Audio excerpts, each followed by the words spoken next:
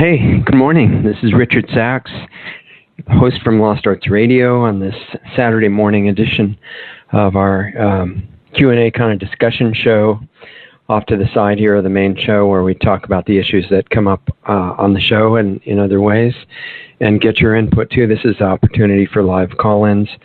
This is a show for the 6th of August, 2016.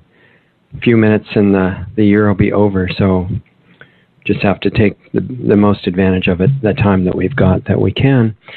And it goes by very, very fast. There's a few things I want to talk to you about this morning, and then see if any of you have some input on any of those ideas or anything else that is happening with you during the week.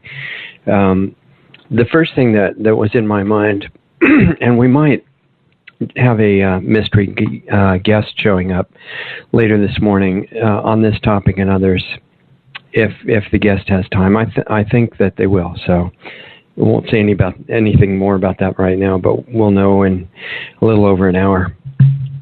So anyway, what I wanted to talk to you about initially was this thing of Zika that is starting in Florida this week. In the last few days, they started spraying. I have a bunch of friends that live in Florida. Ken Rolla, you may know, lives down there, and several doctor friends of ours, people like that. And they're starting to just spray this really dangerous pesticide that our mystery guest will probably explain a little bit more when they show up this morning.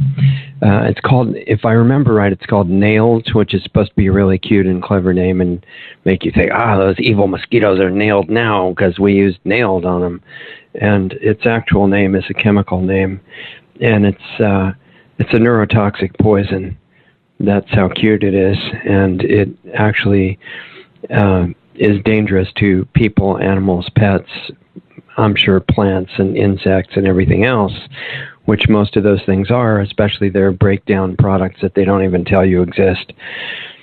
So that's not very good, and all these things keep turning up as, to remind you that you really need to keep your natural immunity and good condition at an absolute optimum peak.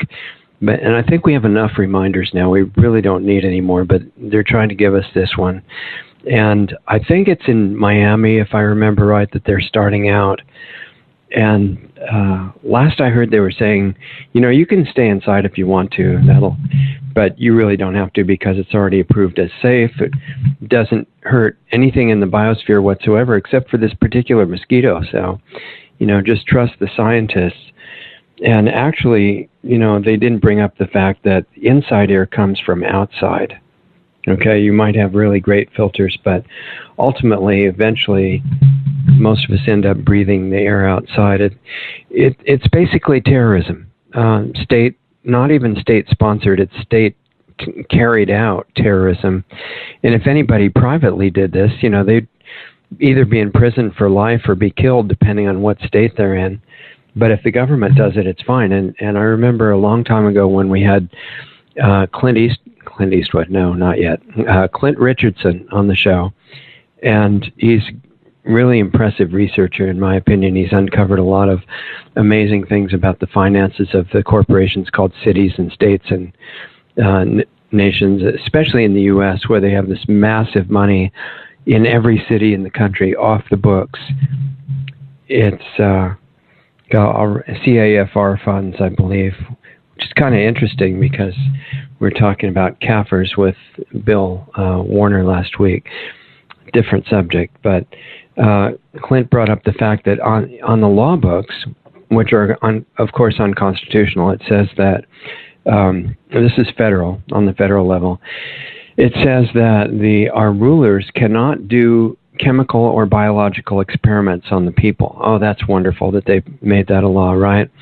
And they said, they can't do it unless, or except, if it's for research purposes, or, which is anything, of course, or for the sake of, I don't remember the wording, science or experimenting or the public good or, watching out for our welfare, things like that. So basically, the law that in the beginning phrase says they can't do experiments that are going to damage or kill you it says accept if they want to, basically. So they've given themselves the right to do anything, and it reminds me of there's a really impressive constitutional attorney named Chris-Ann Hall, who I hope, she already said she'd come on the show, but it didn't work out schedule-wise so far. So she probably will. You can look her up on YouTube. She's got all these great talks if you want to understand the Constitution, which is a good idea, or other implications of it throughout life in this country and elsewhere. And what it actually represents is not just American, it's global, it's universal. It's rights that it recognizes, not that it grants. That's a huge difference. And she was giving a talk. She gives lessons all over the country, talks to groups of people, and she was saying, talking about the powers that Congress had. And she actually had a congressman in the audience. I guess she didn't know about it, or maybe she did. And he said, well, you're really misrepresenting this to all of us, because in Congress, we can just do whatever we want. We can allocate money for whatever we want. And Chris-Ann Hall was talking about how the EPA, the Environmental Protection Agency, which is what helps to shut down the coal industry and things like that in order to destroy the economy in America, and which was originally supposed to protect the environment. That was kind of why it was called the Environmental Protection Agency, right? You would normally think that, but now that's just its cover, and it's given the task of environmental, but also mainly economic destruction in America, and it's doing a great job. Even though a lot of the people that work for it still are very good people and believe that they're protecting the environment. Its main function is to make it impossible to do economic business in the U.S. and move the dirtiest industries to China and other places where the global corporations can own and control them without restriction, and use slave labor if possible. So, it's kind of a theme, and once you get used to this, you understand how agencies work. But she was saying that, Chris-Ann Hall was saying to Congress, well, you can't authorize money for this agency, and it's illegal. And the reason why, which most attorneys don't even recognize, is that there's a clause in the federal Constitution called the Enumerated Powers Act, and that is something that the founders put in there in case there was any confusion and Congress or other people started wanting to increase the areas in which the federal government could operate in order to control people's lives in the country and do unpleasant things to us, which is what they're totally doing now. And so they put in this list called the Enumerated Powers, and those are the only things that the federal government can deal with at all. And to make it even clearer, they put something called the 10th Amendment at the end of the Bill of Rights, which is the first 10 amendments to the Constitution. And it says, not in these words, but whatever is not in that list of the federal government's specific powers belongs either to the states or to the individual people, but definitely not to the federal government. It can't do anything that's not in the list. And setting up agencies to which it delegates powers it doesn't have is criminal activity. It's basically treason. And so most of the federal agencies now are illegal. They can't exist legally. And EPA is one of those. And, it's not like I don't care about the environment. I've been working energetically on things to help or protect the environment since about 1967. But that doesn't mean I agree with it being misused as a cover for criminal activity. And that's what EPA primarily does, and most of the other illegal agencies as well. So she was giving this example, and the reason I bring it up, other than that it's just good for you to know about, to understand federal agencies and how they work, and now to a great extent state and local ones too, is that the spraying that's going on in Florida at the moment as a test case to see, just to make sure that people don't revolt against it or, try to, indict or give bad publicity to the rulers that are doing this to poison the people. it's another case of something that's actually strictly illegal. And the reason that it's really illegal in the most basic sense, you could call this common law, is that the Constitution and the Declaration of Independence and all the original founding documents that were, from actually mostly very brilliant people at the time, they don't grant rights. I think that's really critical to understand. When you're born, you already have all your rights. And it doesn't matter what country you're born in. So if you're listening to this broadcast in Sweden or Ethiopia or India or Afghanistan or Chile or anywhere else, you already have all the same rights as the Americans do. Okay, and the Americans have the same rights as people in Greenland or anywhere else. It's because the rights come from God, or whatever your philosophy or spiritual beliefs or religion might be about what that ultimate power is that was the source of all creation and gives us everything we have and everything we will have. That's where the rights come from. If you want to say nature, it doesn't matter. You can be an atheist. You still have all your rights when you're born. And so there are certain, the rights that were recognized by the people that wrote the Declaration of Independence and the Constitution are rights to live. Basically, here's the idea. You can live any way you want. You can believe any way you want. You can have any religion you want. You can talk about anything you want. You can think anything you want, obviously, but as long as, this is the restriction, as long as it doesn't take away the same rights of other people, infringe on their God-given freedoms. Anything else you can do. So, in other words, you can't follow a religion that has you killing other people. That's what we were discussing with Bill Warner last week. This is not criticism of people in the Muslim religion, because most of them don't even really understand what Muhammad was about in the beginning. In his words, not mine or Bill's or anybody else.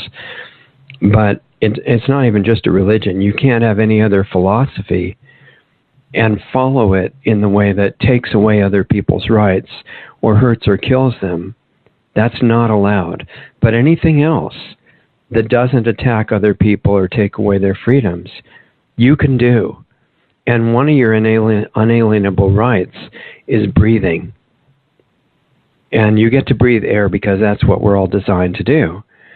And they're taking away this right by the spraying in Miami. And spraying other things all over the place, obviously. I mean, you're not supposed to know about at this point, I'm sure thousands of planes in the sky spraying you 24/7 in what's called chemtrails. And that's supposed to be a conspiracy theory, right? So it's not a theory. You can look, if your neck still works, you can, or get somebody else who can bend their neck and look up in the sky. And when you see the lines behind the airplanes, those are not ice crystals, and that's not water condensing. That's toxic metals, biological agents, chemical agents, all of which have been collected by people like Clifford Carnicom and many others, and analyzed at least as far as they could. And it's biological warfare, and it's not okay. And it's the same with spraying insecticides and pesticides in agriculture, none of which are needed. If you really know what you're doing, you don't need those things. And certainly the neurotoxin to kill the mosquitoes, there's no justification for it whatsoever. And if our mystery guest shows up, we're going to talk about this more in detail from a medical point of view. But I can tell you, just as an ordinary layperson, that Zika, from everything I've been able to find so far, has been around for a really long time and is not connected with this microcephaly cerebral defect that they're blaming on it right now. And most of the cases of, they're just not, they're not correlated. Okay, it's just something to blame it on so that you can say, this is the latest catastrophic threat to the universe, or at least this planet. And so to the rescue, you have to have all these chemical and poison companies come and, in some places, they've actually come into people's houses and unleashed these clouds of poison right in their house. And the government says, oh, that's no problem because in an emergency, all your rights are waived. This is a common theme of governments, including the U.S. government now, that all they have to do is declare an emergency, and this irritating thing called the Constitution, Bill of Rights, Declaration of Independence, and they don't even talk about your God-given rights, but the ones in the Constitution, those are all waived, right? Because there's an emergency, and everybody knows that in an emergency you don't have any rights because the government has to push those aside and come and take care of you. As long as that belief is allowed to still stand, then everybody is subject to being, basically murdered by their own government, of which there's a big history of that happening, back for many years. I mean, we've talked before about this study, but I think his name was Dr. Hamill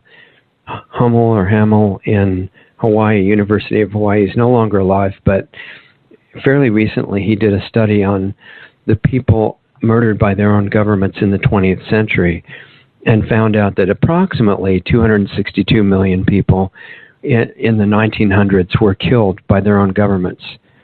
And, I'm sure they're hoping to beat that record by a lot in this particular century that we're living in now. Is a different one. And they have different methods. I mean, in some places they're still using the same methods when you hear about the UN going into villages and just lining up the villagers and killing them all. This is the kind of project that the UN does when they're not busy giving people injections for their own benefit and secretly sterilizing the women by using that. And all kinds of unbelievable, ridiculous criminal activity going on by government and by international agencies. So they're trying this out on the U.S. now with Zika. They've been doing it in South America. And when the pesticide causes even more damage, they'll say they need even more pesticide. It's kind of this circular reasoning, similar to when you give vaccinations and there's this massive increase in what you're vaccinating for. And you say, aha, it means we didn't start vaccinating soon enough. And they figure, A, the people are so dumb, they'll go along with that and not see what's wrong with that. And B, even if the ones that for some reason are not dumbed down enough as they should be and they do understand it, there's nothing they can do about it. So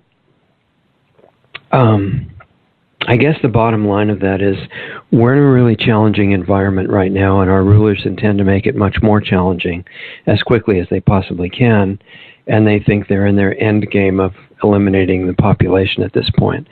Not just reducing it to where things are more in balance, but getting rid of most or all of it. And that's really, at the higher levels, that is clearly the plan. So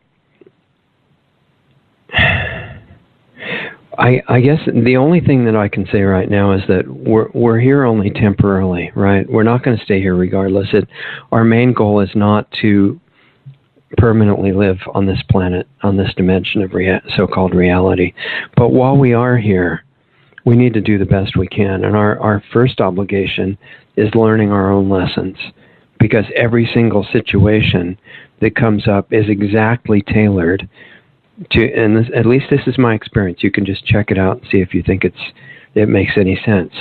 But what I've noticed is every situation that comes to us, without exception, is exactly tailored to what we need to learn. And that applies when you're getting poisoned as well. So the question is, what are you learning from it? How are you responding? And the other thing is, in order to make our best contribution here, we really need to learn everything we can about keeping ourselves more clear, our natural immunity more intact. And that's one of the lost arts, of course, is how do you even get back in touch with the laws of nature, which they're not like laws like some nasty judge or police state would make, that they just want to punish you for breaking. They're more like design principles of nature, which is an amazing design if you start noticing it all around you and inside you, that there are principles on which nature is designed, including you. I mean, at least your body. And the more you become aware of those and then evaluate your life, what you do moment to moment in your life, because you're supposed to be paying attention, not with worry and stress and fear and all that. That's total waste of time.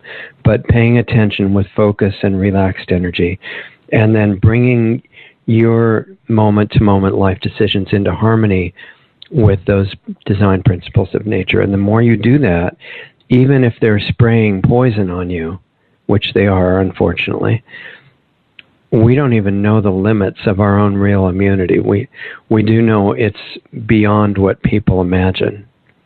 And why don't we find out? Just take it as far as we can.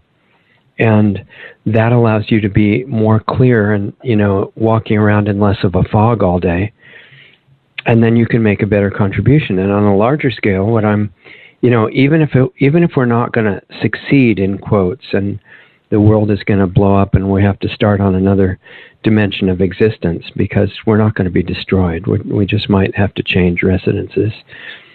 As long as we are here, I want to see, people working for really positive changes, such as getting back millions of small organic family farms all over the place like we had in the beginning when the country started, when most people either had a farm or their own business, or they worked for somebody that they actually could relate to what the person's business was, not just being in a cubicle all day where they hated their job. And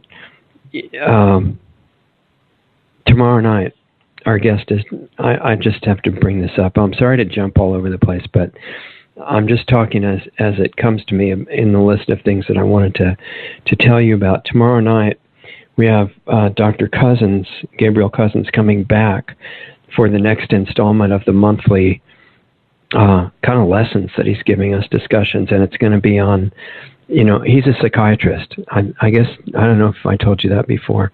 Probably I did, but he's a psychiatrist, but unlike most psychiatrists who are really into giving out massive amounts of drugs to everybody, he works with natural methods in nutrition and orthomolecular approach, which is a fancy way of saying supplements, and has been very successful using this to get rid of depression and other kinds of mental illness, which, as he has pointed out in previous shows, is like this huge wave of incapacity that has struck the Western world, especially where drugs are the mainstay of so-called healthcare, as in this country and Europe and other places.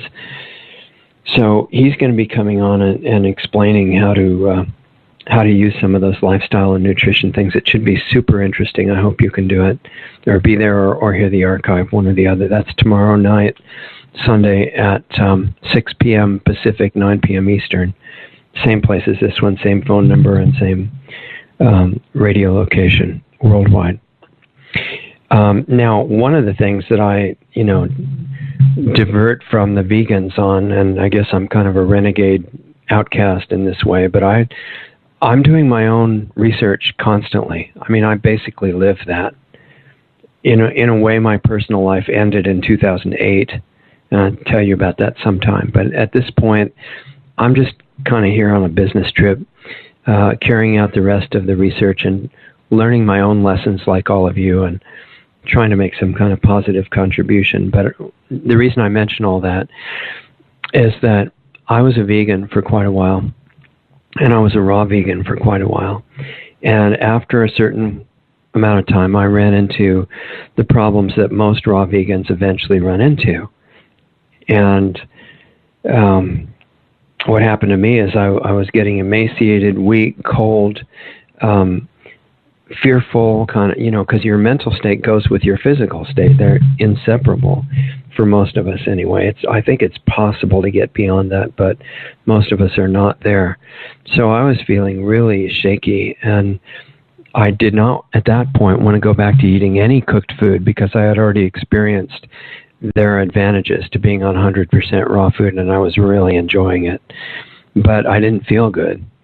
And after trying many, many different theories of how to get beyond that, I solved it almost overnight with raw, organic, fresh milk, which is like, I don't know, cyanide to the vegans, right, in their beliefs. And the studies that they talk about saying how terrible milk is, as far as I can tell, they're all done on milk from abused animals that are totally chemicalized. They're fed GMO and poison food. They live 3 years instead of 25 or so naturally. They're killed as soon as they slow down in milk production. Their babies are killed. It's a hideous business, and the vegans are absolutely right about that. Abusing animals is a really poor idea. And there are various figures in the freedom movement that I really admire, but some of them don't understand that going and shooting animals or killing them otherwise, it's not a good idea. We're not at the stage in our spiritual evolution as humans that need to do that. Now, an exception might be if you get yourself born in the extreme latitudes where everything's totally frozen all year, and it's not very good for gardening. And you pretty much have to kill animals and eat them if you're going to live. And the only way to really do that in a healthy way is eat them raw, like a real carnivore does in nature. But for the most part, we're not built that way. Our gut's wrong for it. It's too long. The flesh tends to rot in there before it gets out. Our teeth aren't the right, built the right way for that. And our psychology is completely wrong, because if you're a real carnivore, you get all excited about seeing an animal screaming and dying, and you want to eat it while it's dying. That's what's really, the most fun thing for you. And most people, with some exceptions maybe among our ruling class, are not like that. We actually have compassion and empathy and things that you cannot have as a carnivore, or you'd starve to death. It's like the movies, you've seen vampire horror movies, right? Maybe, or heard about them. And occasionally there's been a story about a vampire who started feeling sorry for his victims, right? Or her victims. And it was really bad for the vampire because they couldn't eat their food. And that's what would happen to carnivores. If they ever had empathy for their prey, they would be, their species would be destroyed. But for humans, we actually have choices. And yet what I found as a vegan is that we do need the saturated fat, just like the meat eaters say, and the cholesterol. But you don't have to kill for it, and you don't even have to abuse animals for it, like they do all over the dairy industry right now.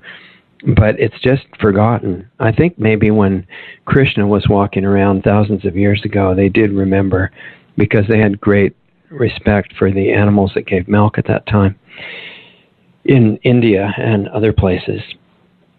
But nowadays it's not done. Even the so-called humane dairies, they kill all their animals and typically take the babies away from their mothers and have them sold to be killed. That's called humane, and that's totally ridiculous. So the vegans are absolutely right about that. What you do to other creatures comes back to you multiplied, whether they're human or even, it works with animals too. And self-defense is an obvious exception, but killing when you don't need to has a bad effect on you. It's not good for your health in the long run. So anyway, in this situation, I'd like to see a new model of dairy come back. I'm working with that right now. And millions of small organic family farms, and then the knowledge of how to use the food, how to bring the soil back to the fertility levels that it was at the beginning of this interglacial period about 15,000 years ago or so. And you can do that with rock dust and organic manure. You can't use regular manure on your garden anymore because the animals are fed GMO food, and that goes into the soil bacteria and it gets into the food chain. This is a massive crime that the biotech industry has done, not just in destroying whole varieties of plants like corn is almost entirely destroyed in the U.S. now, and soybeans too, cotton, but also in unleashing these unnatural life forms. They get into the food chain and do all kinds of damage. So if you're going to use manure in your garden, which can be really good, you have to get it from animals that aren't fed poison food. And anyway, if you use that plus rock dust and mulch like wood chips or other things, not in the soil but on top, you can actually bring the soil to how it was right after the last ice age, when the minerals were super strong, and that everything you grow on a garden like that or find somebody else growing is like a superfood. It gets very exciting because little bits of food give you tremendous amounts of nutrition when it comes in from places like that. And anyway, whatever happens, whether we get these farms built back or not, whether it just keeps going downhill, it's not going to be failure on our part no matter what. Because you're not a temporary being. I'm sorry if this sounds weird. This is just my experience. Not telling you to agree with me. Find out for yourself. Everybody's got the source of knowledge and guidance inside themselves. You don't have to depend on anybody else, even officials of any kind. Because of where you came from, you can't ever be disconnected from that really, or you would stop existing in that moment. But you can be disconnected in terms of whether you remember and whether you're conscious of it or not. So in a way, the whole job is to get consciously reconnected so that you're living in close touch with your source, not in your mind or something you memorized, but in your experience all day. And even if you don't say a word about it, your effect on other people, when you really do that, is going to be powerful, especially the ones who are meant to interact with you. And it doesn't, again, it's not what you say. It's what's behind what you say that gives it the effect that it has. So I would recommend, in yourself, whatever way you can, tuning into that guidance that you were born with, that's been with you since before you were born and always is there. And what happens if you start doing that is you find out, wow, I was really walking around in a fog. And I thought I knew all this stuff. This has happened to me a lot. That's why I'm telling you. And you look back at your level of awareness before the latest lesson that you've had, and you say, wow, I had no idea. And I was telling other people all this stuff, and I was just walking around totally in the dark. And every time you get to another level, it looks like that. So you don't have to try hard to be humble, because it's automatic. Once you realize that compared to what there is to know, we don't know anything, you don't get arrogant, or at least when your mind starts going in that direction, you notice it and you let it go. And people think, well, how am I going to recognize guidance, or some evil being making believe they're guiding me or something? First of all, drop the fear, because fear of anything is always counterproductive. And the reason people want you to have fear of good things is so they can control you. But if something is really good, being afraid of it is silly. And it just wastes your time. So the way you can tell what kind of source is guiding you is you have to get to where you can tune into the energy of it. And anything that has energy of unconditional love is possibility for coming from a good place.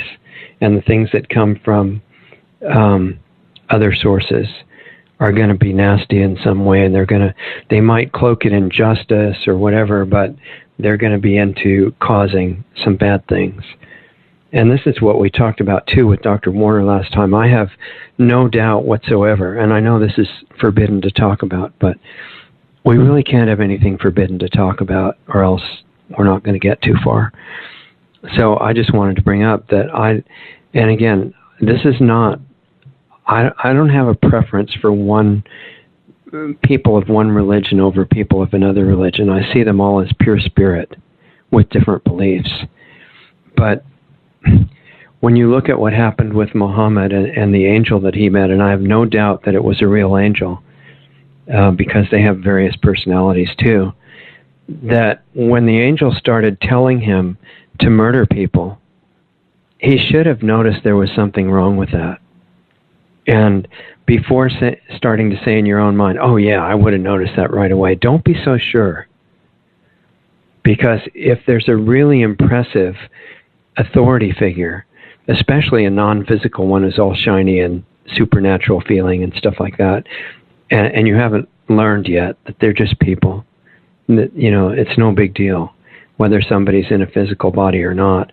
But when you don't know that and you're really impressed, and they start telling you to do things that go against what you know at a deeper level is good or not good, you need to trust what you internally know.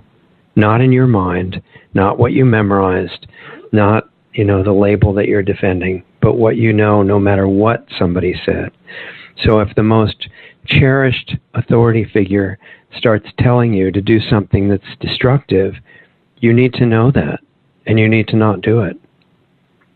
It can be really difficult if you're not clear in yourself. So this is another reason to get very clear, and don't depend on any outside sources of anything for ultimately knowing what's right. This is, a real aspect of the value of prayer, not to start reciting something over and over that you memorized, but to get in touch internally with something that's permanent, whether you're in a physical body or not. It's not just some temporary thing. So staying in a good space but aware is a critical balance. And that means you can look at things like the Miami spraying and not fly into a rage and get all depressed or, who knows what extreme emotional reaction and throw your biology off completely and damage your health. And it's not just that it damages your health and you're working for the spray people because you're poisoning yourself internally, but it also gets in the way of your clarity of perception. So we talked about this balance before, and you need to always keep monitoring what space you're in. And most of the time we're busy criticizing somebody at some level and thinking of why you're right and they're wrong. And this blocks out your own guidance. So monitor your own thought patterns and be, aware internally all the time. Eventually, at least that's your goal. And when you find yourself wandering from it, you don't punish yourself. You don't get upset or mad. You just put yourself back and just keep doing it. And a key to that is internal relaxation, and that's also a huge health factor as well. So if you want to stay in a good space, one of the best ways to do it, instead of what I just described of hating the bad guys, which is a big invitation to your being given a lesson of what it feels like to be one of them, and you don't want that. So an antidote, an antidote to that is kindness. All the greatest spiritual teachers have advocated that. And they even advocate being kind to those that are not nice, which our mind is not inclined to do, but it's very valuable. And I don't mean it can't be fake. You can't be hating them and talking like making believe you're nice. You can't do that. I mean, you can, but it doesn't have the desired effect on them or you. You have to do this inside yourself so that you really wish well for everybody. And all of this stuff I'm telling you, I'm telling myself too. I'm just another beginner with everybody else doing what I can to try to learn these things.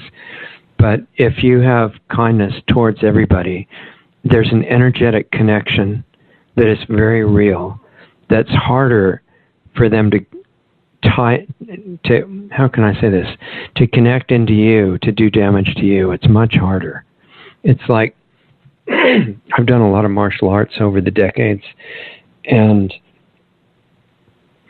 there's at least on the beginner level, the karate approach is like breaking the board. It's like striking and standing up against the force of the enemy and being stronger. And there's another one. This is a superficial understanding, I know, because the real masters of karate don't do that. They're like water, and they almost aren't there. But the other example of that on the other end is Aikido. Aikido, which uses the energy of the opponent to do whatever needs to be done. So the Aikido master just kind of blends with the oncoming attack and just rolls to the ground, and the opponent rolls over them and flies into the opposite end of the room without any force being needed. And Uyeshiba, who actually was the founder of Aikido, was pretty small physically, and he could do this with multiple huge attackers at the same time. And I'm just saying it's symbolic, because if you don't internally get resistant to these things and don't tense up and get really upset, they can't damage you as much. And if you grasp that, then you know the importance of watching your own mental state and emotional state all the time. And that doesn't mean in a worried, tense, fearful, angry way. It means, in fact, you really can't do it unless you're internally relaxed. And there's this balance of internal relaxation and being wide awake that is incredibly powerful.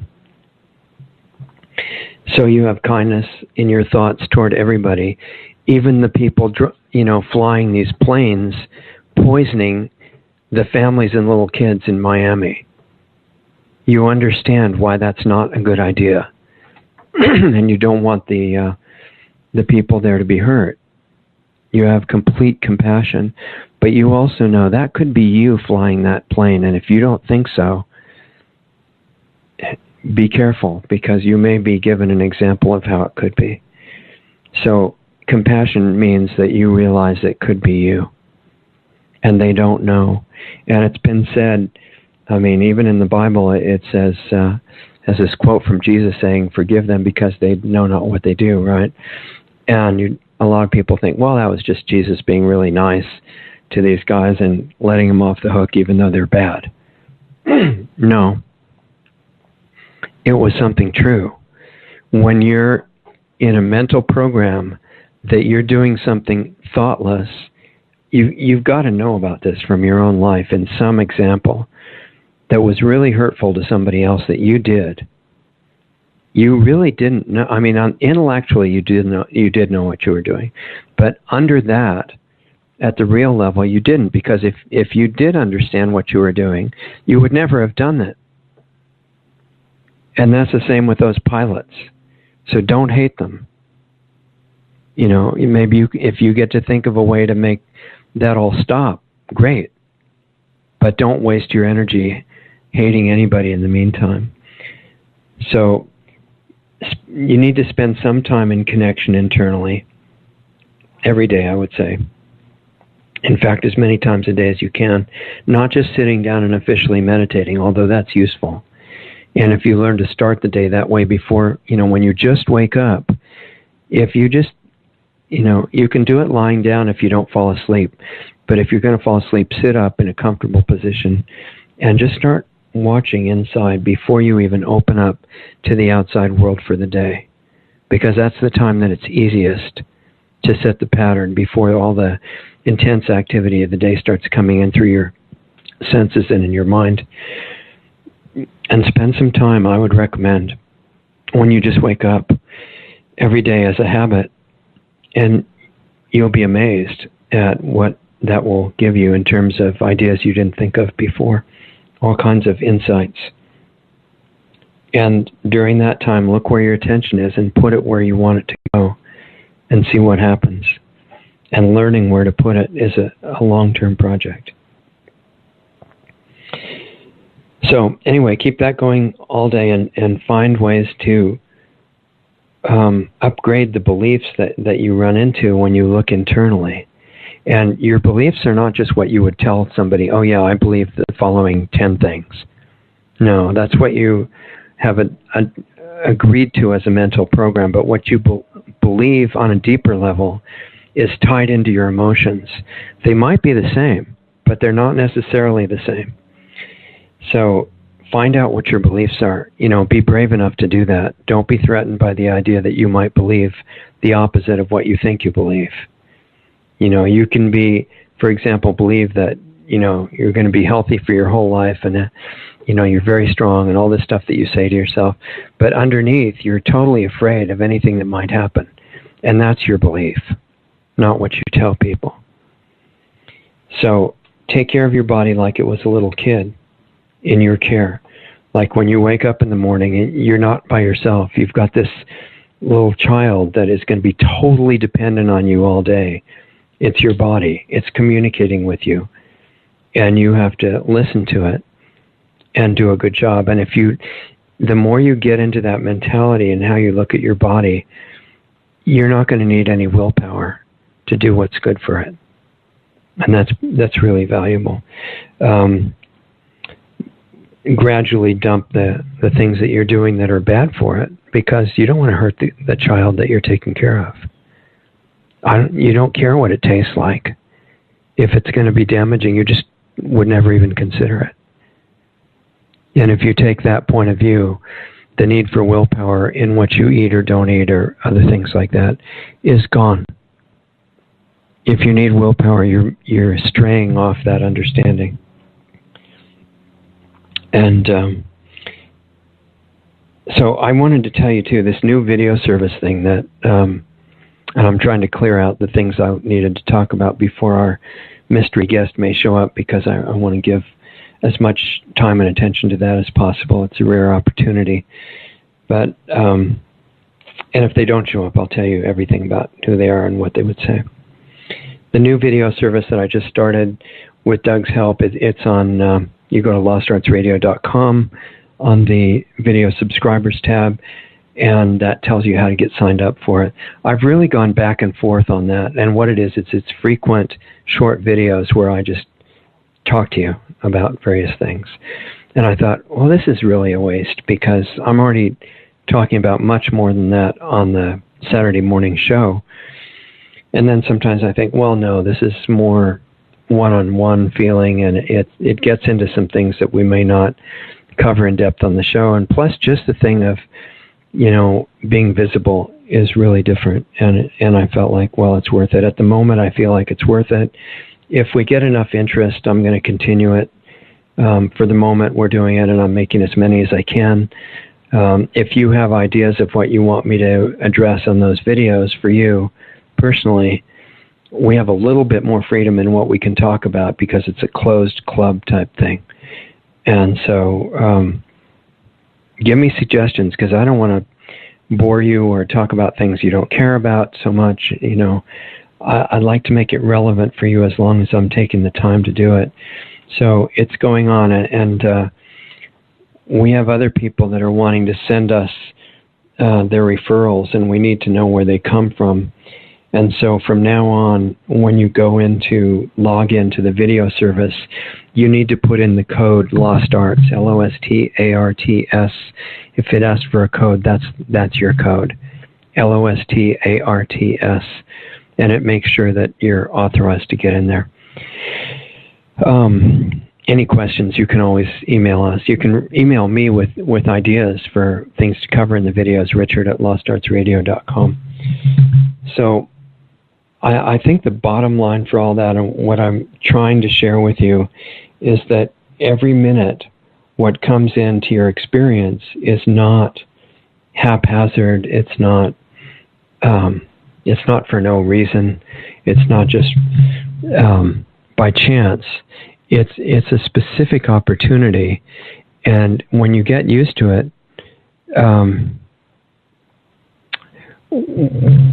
okay, yeah, Doug is saying it's for new signups. I'd kind of like to give the code to everybody. I don't, Doug, is that possible? Can we make that universal, or is that something that's just going to be for the new people? Are you hearing me? Let's see if Doug is. Oh, he's sending me a text message. Okay, it looks like that may just be for new people, but if you're asked for a code, then the code is LOSTARTS as one word, LOSTARTS. And if you're not, if you just get right in, fine, don't worry about that. So as we were saying, look at the experiences that are challenging, that come up for you as opportunities.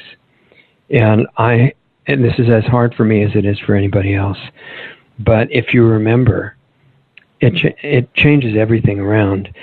And so you stay open to learning no matter what. You can be working on some project. You can be working to try to, help get chemtrails stopped, or get people aware of the spraying in Miami, and try to have it not spread all over the U.S., which I'm sure is what they want to do. But while you're doing those things, pay attention and listen to what the lesson is. And if you can figure it out, try putting into practice whatever it is that's telling you. And if you want to be more effective at that, at learning to do that, as you're watching inside, and scan your body for areas that it's holding tension. This seems like nothing. It seems like, oh, that's just a tired muscle or something. Well, maybe. But if you look and you'll find areas that it's like clamped up, and even physically on one level usually masks a deeper energy level where, sorry if this terminology is hard to grasp, but it's like energy currents can't flow easily through that part of your body.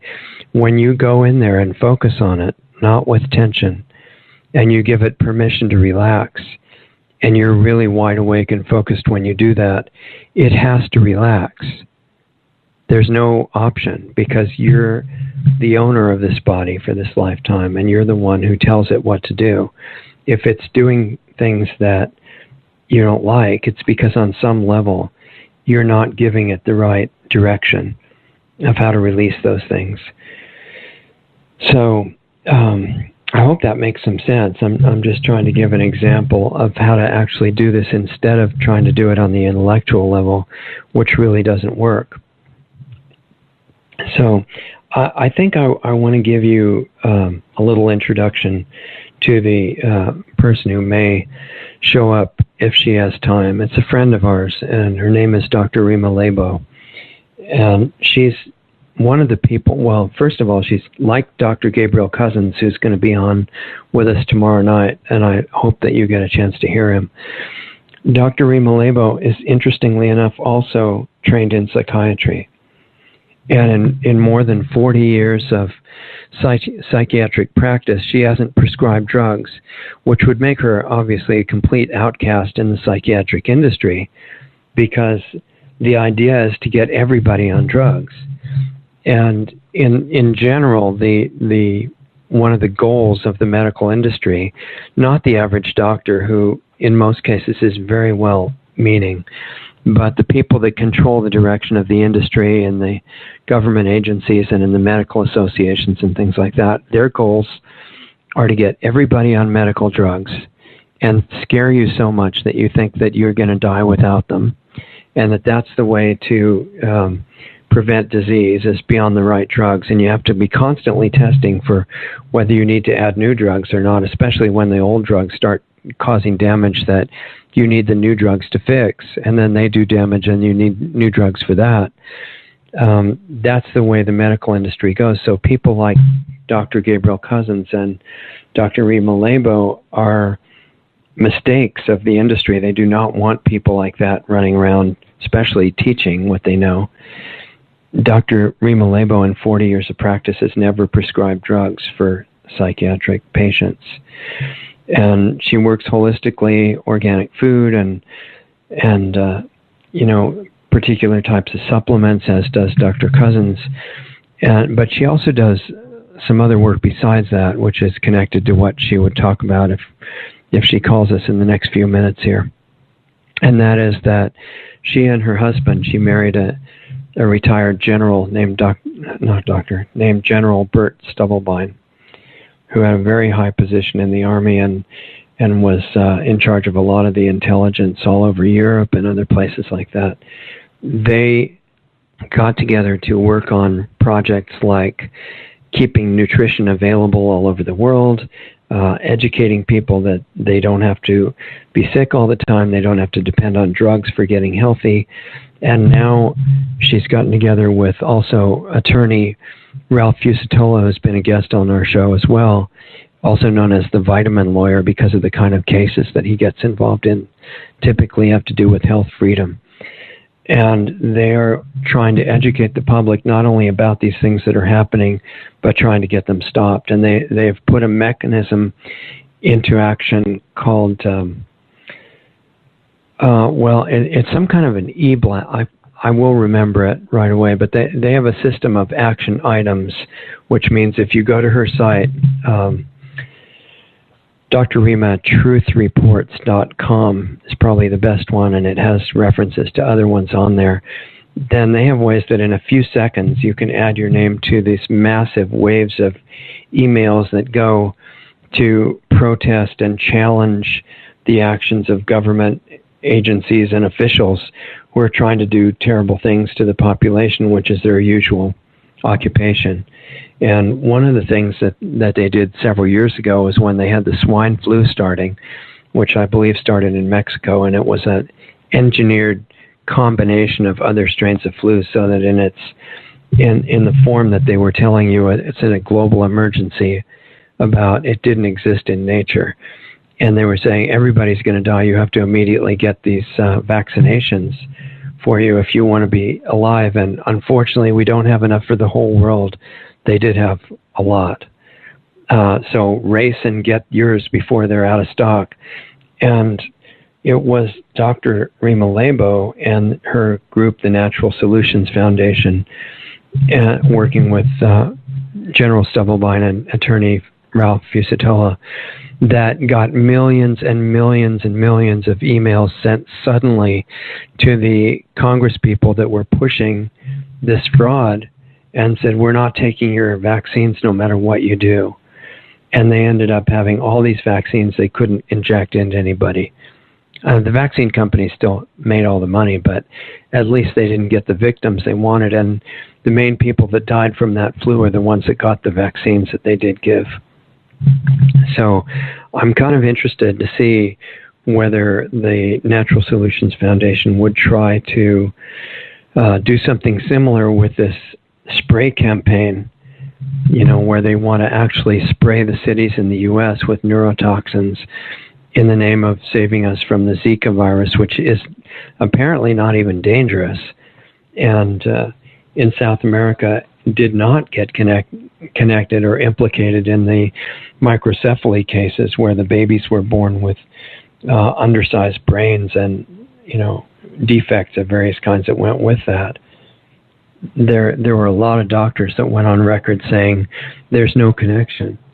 In the babies that have this, most of them don't have Zika, and most of the ones that have Zika don't have that. However, they did find a correlation with this pesticide. I think it was a larvicide, meaning it kills the larvae or the babies of the mosquitoes. And that has the known side effect of causing this brain malformation during gestation before birth. And that was correlated, but nobody was allowed to know about this. And most of the people going house to house in South America, coming in your front door with a spray pack on their back and fogging your house with poison, they, for the most part, really thought they were saving you from Zika and from malformed children. It's just, the education system is a big part of the problem, and that what people are taught about modern science. And actually, this is an interesting subject. Rima Lebo is orchestrating a big conference in India in December. The second time she's been over there giving a huge talk, and now she's organizing the conference and asked me to give a talk there too. I can't go in person, but I'll probably do it electronically.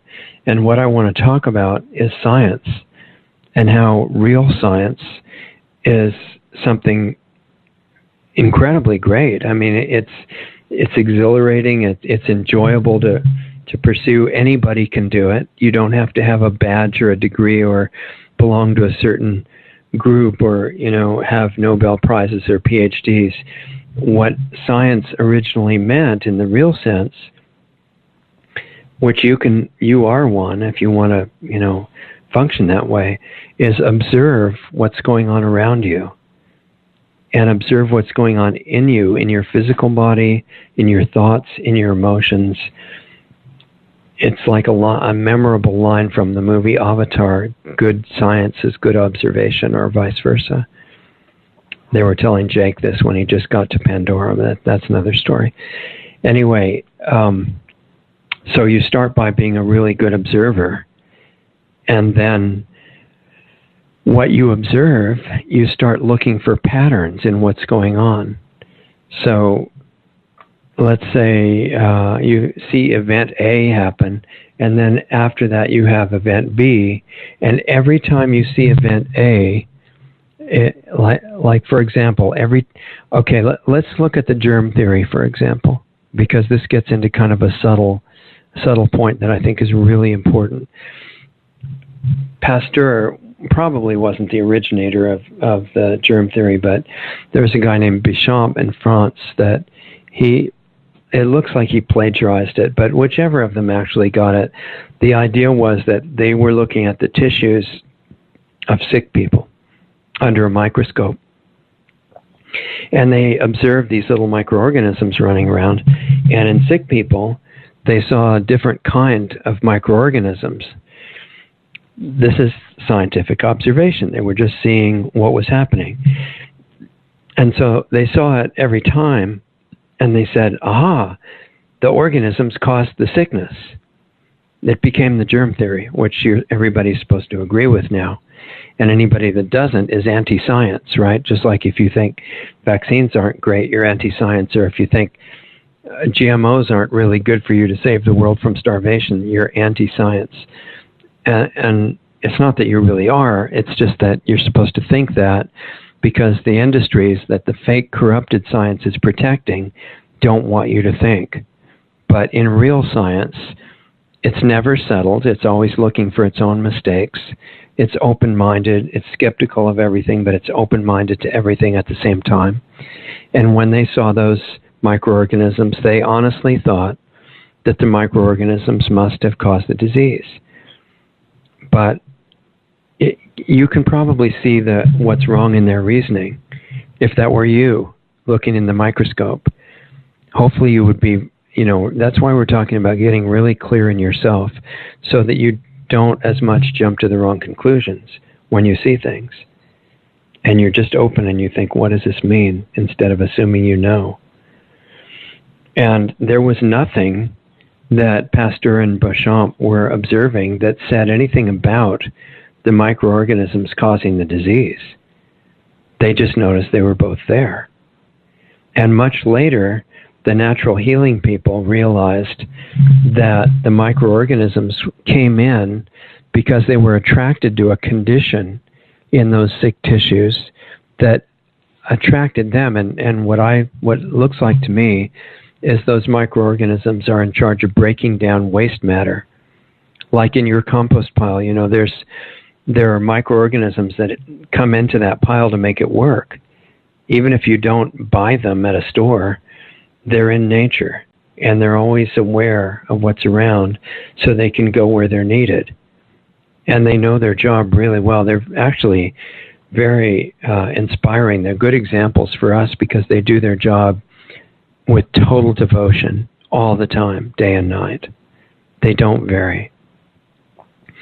So in the body, when the tissues get a buildup residue of toxic material or dead material, things that couldn't be metabolized by the body, then the microorganisms see it, they know they have to break it down, and they show up, and the products of their decomposition are often harmful and toxic in their own right, and they cause problems for the body. But it wasn't that the microorganisms were evil or doing something bad and just have to be killed. It was that you left their food out. It's just like if you have a bunch of outdoor cats at your house, and I know this from experience, leaving a big bowl of food out for them all night, and then if skunks show up, it wasn't the evil skunks that were the problem.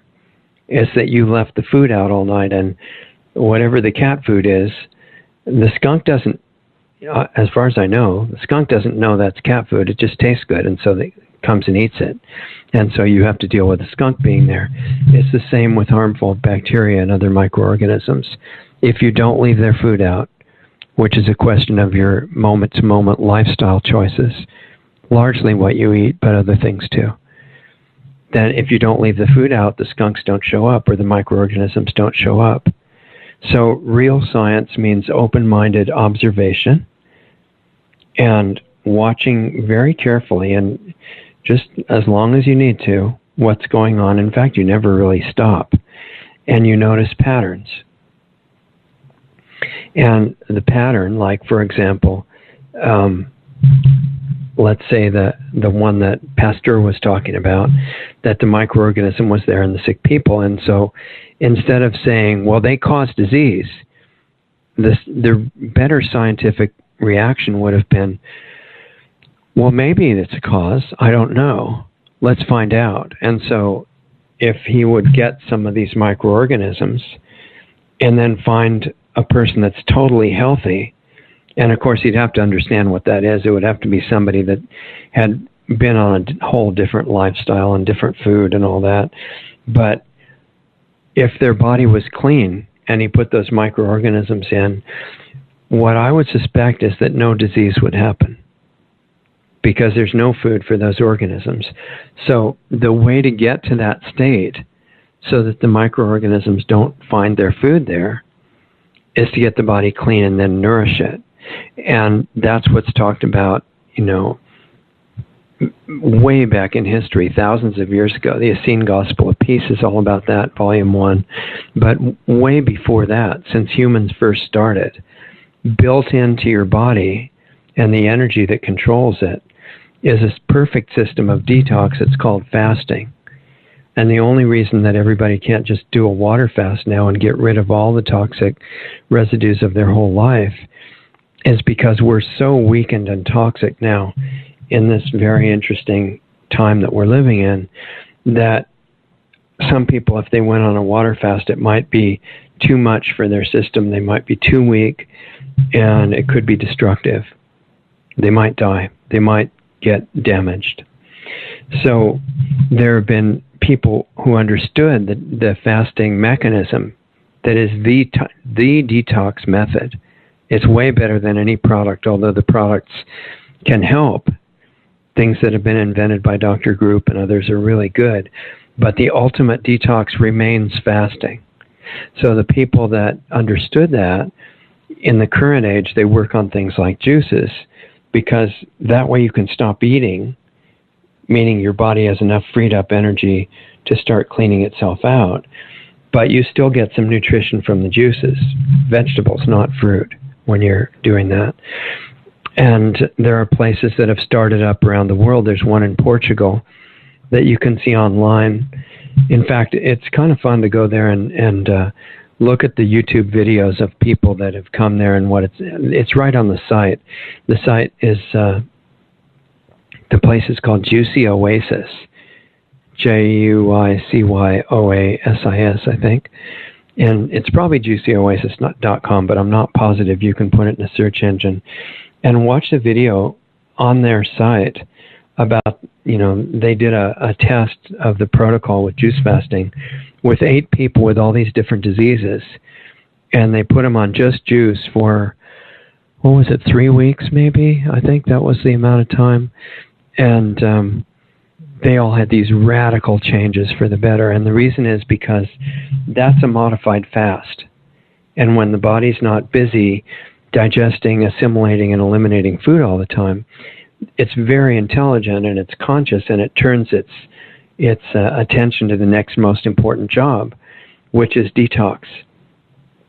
And so they all had these massive changes. Most of them got totally off the drugs they were on.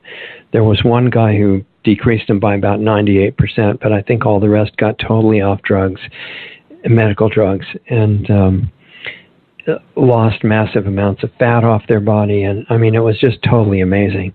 People that wanted to kill themselves and felt like heavy and depressed all day, they were feeling energetic and, enthusiastic about their life. It was just very, very inspiring to watch. I highly recommend it. In fact, if you like it, there's a similar thing that Dr. Cousins did with diabetic patients in particular, showing that the detox would make a similar radical change for them as well. And I don't remember the name of the video, but you can go into YouTube and search Dr. Cousins. It's something like 30 days, diabetes free in 30 days or something like that. And maybe I'll think of it. But it's also really inspiring. And even one of the guys in that test who had type 1 diabetes, which rarely gets cured, got totally cured as well, just by going through the juice fast and then live food after that. And he stayed cured, and he went to naturopath school so that he could share it with other people. So as far as food is concerned, the first step is usually, excuse me, some form of modified fasting, depending on your condition and what you're dealing with, what your health challenges are. And then after that, getting onto a much lighter, more of a live food diet. And even one guy in the Juicy Oasis fast that couldn't digest anything, his intestinal tract was all torn up. He had, he was bleeding all the time from his gut, and it was amazing. And they used juices on him, and they added cabbage juice, which has a really is famous for solving stomach trouble and various intestinal problems and stuff. They added that to his, and his digestive problems went away, and it was totally incredible. So I think you might enjoy watching that. Anyway, if you clean out the body that way by very gradually, depending on your condition, starting into whatever form works well for you, and this is not medical advice because you have to remember, go to your medical professional, right, and find out what to do. But as far as these people in the experiment went, once they did that, then they went more onto more live food, totally organic, as Dr. Cousins frequently says, and I'm sure he will tomorrow night. There's no longer a reason to ever eat anything that's not organic. And it doesn't mean that it has to be certified by the government to be organic, because that's not what makes it organic.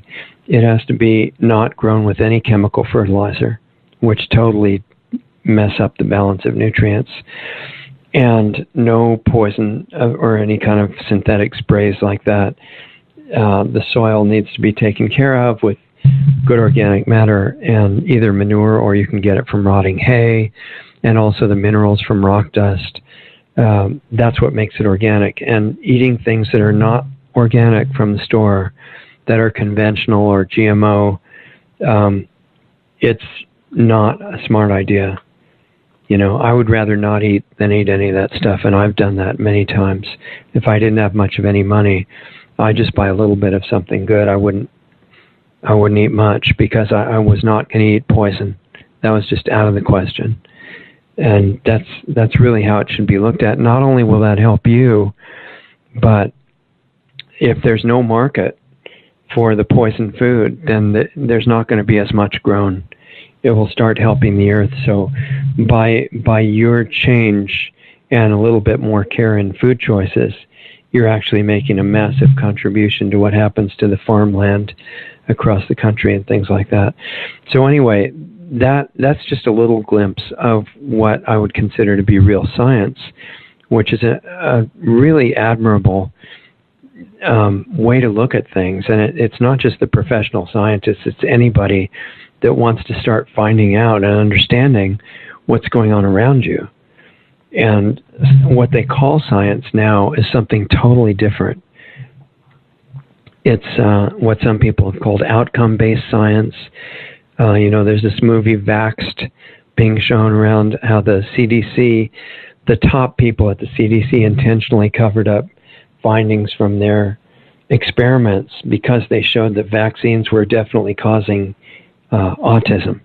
And they spent all this energy to tell everybody, oh, don't worry about that. There's no way in the world that vaccines would ever cause autism. But they knew it, because where there's no vaccination, there's no autism. There are other things that aggravate it. But if you want to totally eliminate it, it appears to be the way to do that is most importantly get rid of vaccination. And you're never supposed to hear about that. That's why a lot of the holistic doctors that were killed got murdered. So, CDC covered that up, and other agencies, not just for vaccines, but GMOs and many other things, hire scientists specifically to prove that something that will kill you is safe. And in the universities, you're told that if you want to write a paper on something, you have to use acceptable sources, ones whose integrity can never be questioned. For example, CDC, FDA, USDA, other government agencies because everybody knows everything they say is true, which of course is the opposite of what the reality of the situation. So if you want to get through your doctoral training or your medical training or anything, you have to quote sources that the power structure thinks are reliable because it wants you to work for them and justify what they're doing to humanity. And so science has become a weapon, and whereas it used to be, and it actually in its real form still is, something great, in the world around us, science is being used to say things like nailed, the insecticide being sprayed over Miami and the people and pets and everybody there. The scientists are hired to say it's safe. And in fact, I remember in one of the news articles I just read about the spraying, they interviewed an environmental expert. That means somebody they have certified as approved. And he was saying, yeah, nailed is really pretty safe. It hasn't been shown to cause any damage in the environment, probably because nobody's ever checked, but he didn't mention that. And so it's all fine. And there are scientists saying that, nuclear power is a really good idea, that the chemtrails don't exist because you're not using the word geoengineering. If you talk about geoengineering, the scientists mostly will say, yeah, it's something that is planned for the future, and it's not used now, and it might be the only way to save us from global warming, which is the biggest threat to existence on the planet, in their words. But it's not being used now, and if you see lines all across the sky, you're a conspiracy theorist, because those are ice crystals caused by flying in certain atmospheric conditions. So that's what they hire scientists for geoengineering. But a real scientist is one who's going to look in the sky, understand the atmospheric conditions, or like Russ Tanner has talked about on our program before, that just check the fact that modern jet engines don't put out trails at all, and put a few things together in reasoning and say, yep, they're spraying. That's a real scientist, but the fake ones only say the things that are acceptable. And so this goes on in the germ theory, it goes on in the drugs industry, and the purpose being to sell massive amounts of drugs. The scientists have to say that they're really good for you, and they put out studies saying that you should take them for these particular diseases. And yeah, it may cause heart failure and brain shrinkage and death and schizophrenia and homicide and suicide and things like that. But those are just the side effects, so don't worry about that. Side effects, by definition, are not important. And just ask your doctor if it's right for you. That's how science is being used now. And in agriculture, this really gets me, because I'm really connected to gardening and farming. And organically, we were doing it in the 1960s. Before the USDA owned the term organic. And nowadays, and even in the 70s, I was in agriculture school, and they were telling us that basically the only reason for the soil is to physically hold up the plant, and that to have it in position to receive chemical fertilizers, because otherwise, without the chemical fertilizers, everybody would starve. And the scientist who came up with the chemical fertilizers originally was a German chemist named Justus von Liebig. And he thought that he had a great discovery because, and again, you can see he didn't follow through with his observation. So rather than think that he did so badly, we need to think about our own situations and how we're not drawing the right conclusions from what we're observing. There's always ways you can upgrade your own perception. And he took some chemical synthetic nitrogen and some phosphorus and some potassium, found out that he could get the plants to grow with just those three inputs. And he found out that if he gave them lots of those three things, the plants would really grow fast and big. And said, all right, I've solved the problem of farming. And so he was called the father of modern agriculture. And the industry took off because of his discoveries. And at the end of his life, just like Pasteur realized he made a big mistake, and it was too late to stop the industry at that point. At the end of Justus von Liebig's life, he said, "Oh shoot, I'm sure he didn't say shoot, but this is family radio," and he said, "I totally missed it. This is not true," and we made this little mistake, and it actually makes agriculture, it ruins everything that we're trying to grow. Makes it big, but not really edible in the good sense. So, little mistakes in an application of science like that can be very significant. With Pasteur, he realized that the so-called germs, the microorganisms that he was talking about, were not the cause of diseases. And nobody listened at that point. The industry had taken off and was taking full advantage of what he had said. And now, everything's being pasteurized to kill the evil germs in his name. And he said, and Béchamp said the same thing. He said, the germ is nothing, the terrain is everything. And what they meant by that is what we just finished talking about, is that if the tissues are sick, they're going to draw the microorganisms. The sickness was not caused by the microorganisms. It was a condition of the tissues. And in some cases, the microorganisms make it worse.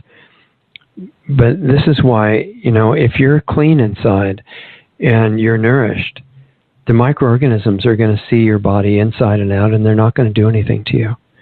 And you don't have to believe me. In fact, I'd encourage you not to just believe me. Just take it as ideas you want to check out and learn on your own, because everybody's subject to error. It's just that my experience so far, once I went through a lot of this stuff with fasting and other things and got my physical body really clean and nourished on live food, I just don't have concern about microorganisms at all. And it's like they bounce off, they know their job.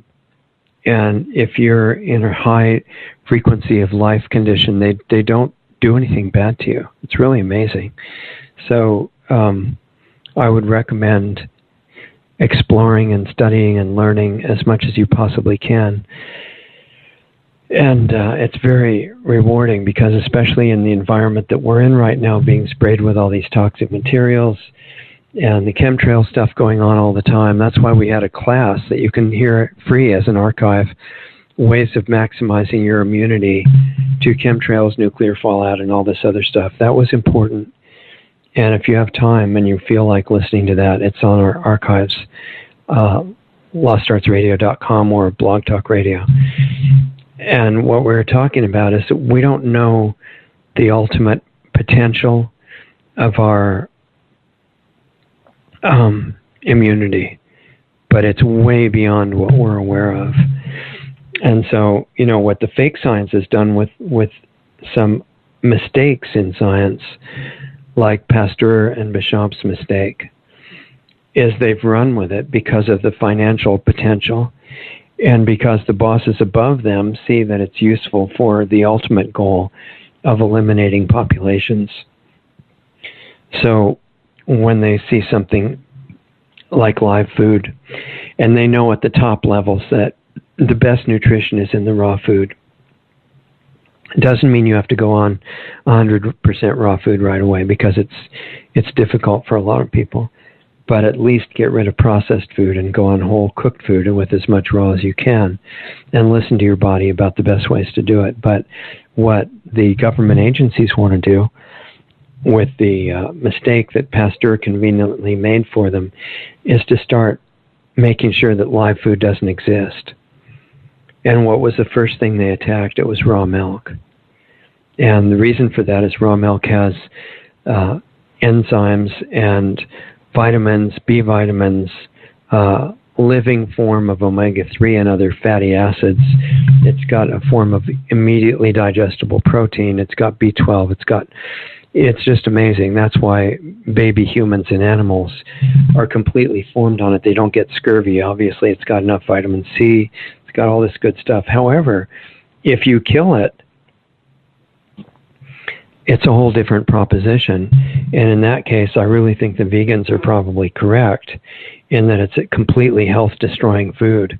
Even if it's organic, which is pretty commonly available in health food stores now, if it's pasteurized, meaning cooked, then I think it would be better not to ever touch it. But the raw milk, especially the one that's not treated with hydrogen peroxide or anything under the surface that you don't know about, where the living content of it is still intact, that's a superfood. And you know that all the major hormones that you need in your body, all the sex hormones, that they're not just for having sex. They're what differentiates you as a particular gender. It's like what makes women and men develop and look like what they are instead of like the opposite sex, especially when some people's hormones get all out of balance or decreased. They start looking like the other sex, if you've noticed that. And especially when they get older, it's not because they're old, it's because the hormones are all messed up.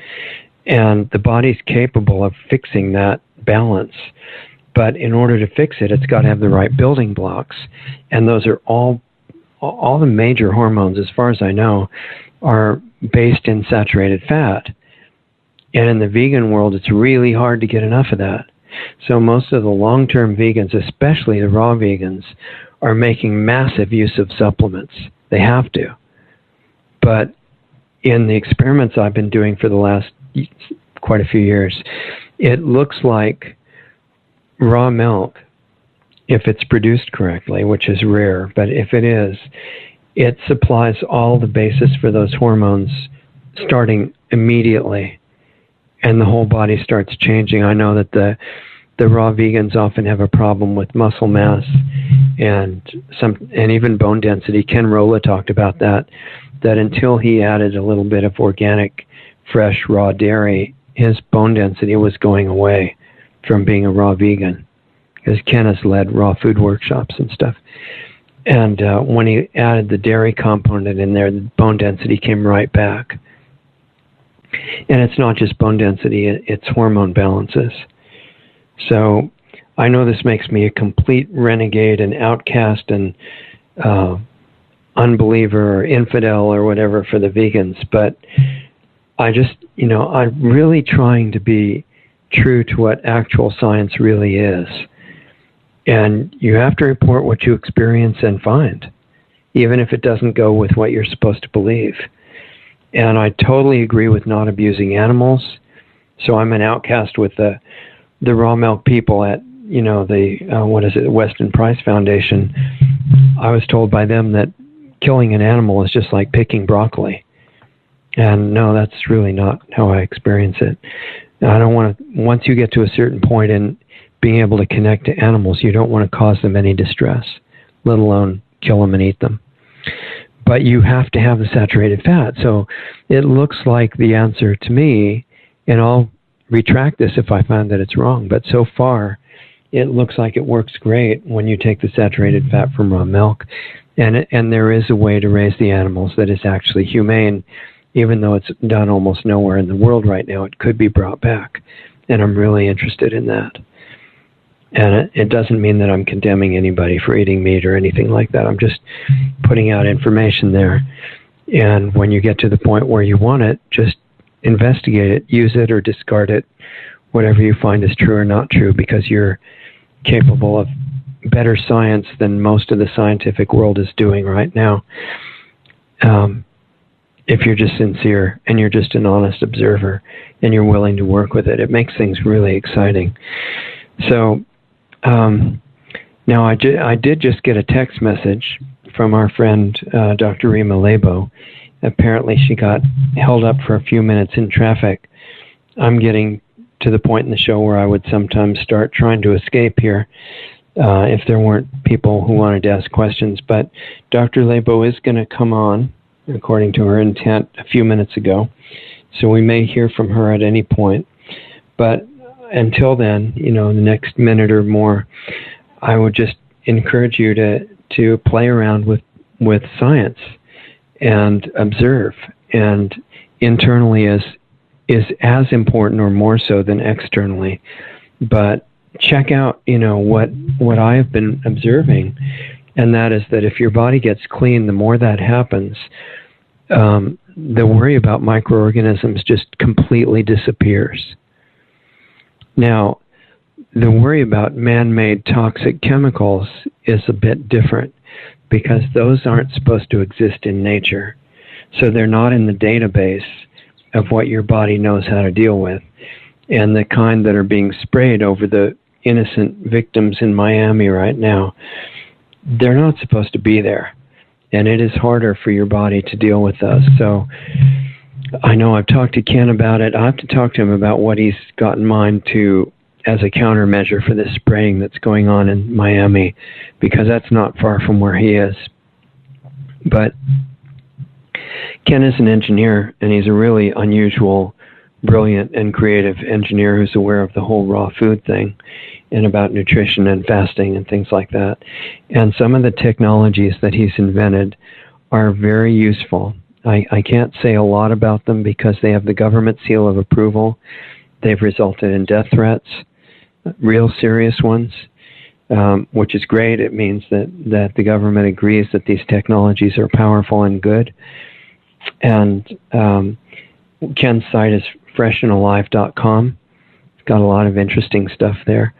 I think I'll probably just have to leave it at that. But I want to talk to Ken about his insight and how we deal with airplanes spraying right over you, like in chemtrails, but at close range with things like NALED and other creatively named poisons that are obviously to get rid of the people who are the weakest and make the other ones weak that aren't yet.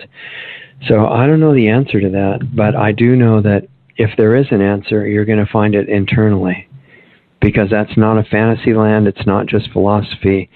It's real. And there's vast power. And, we've talked about what Einstein said about a particle of matter hiding enough energy to recreate the whole universe if it was released, and that's just one little particle of matter.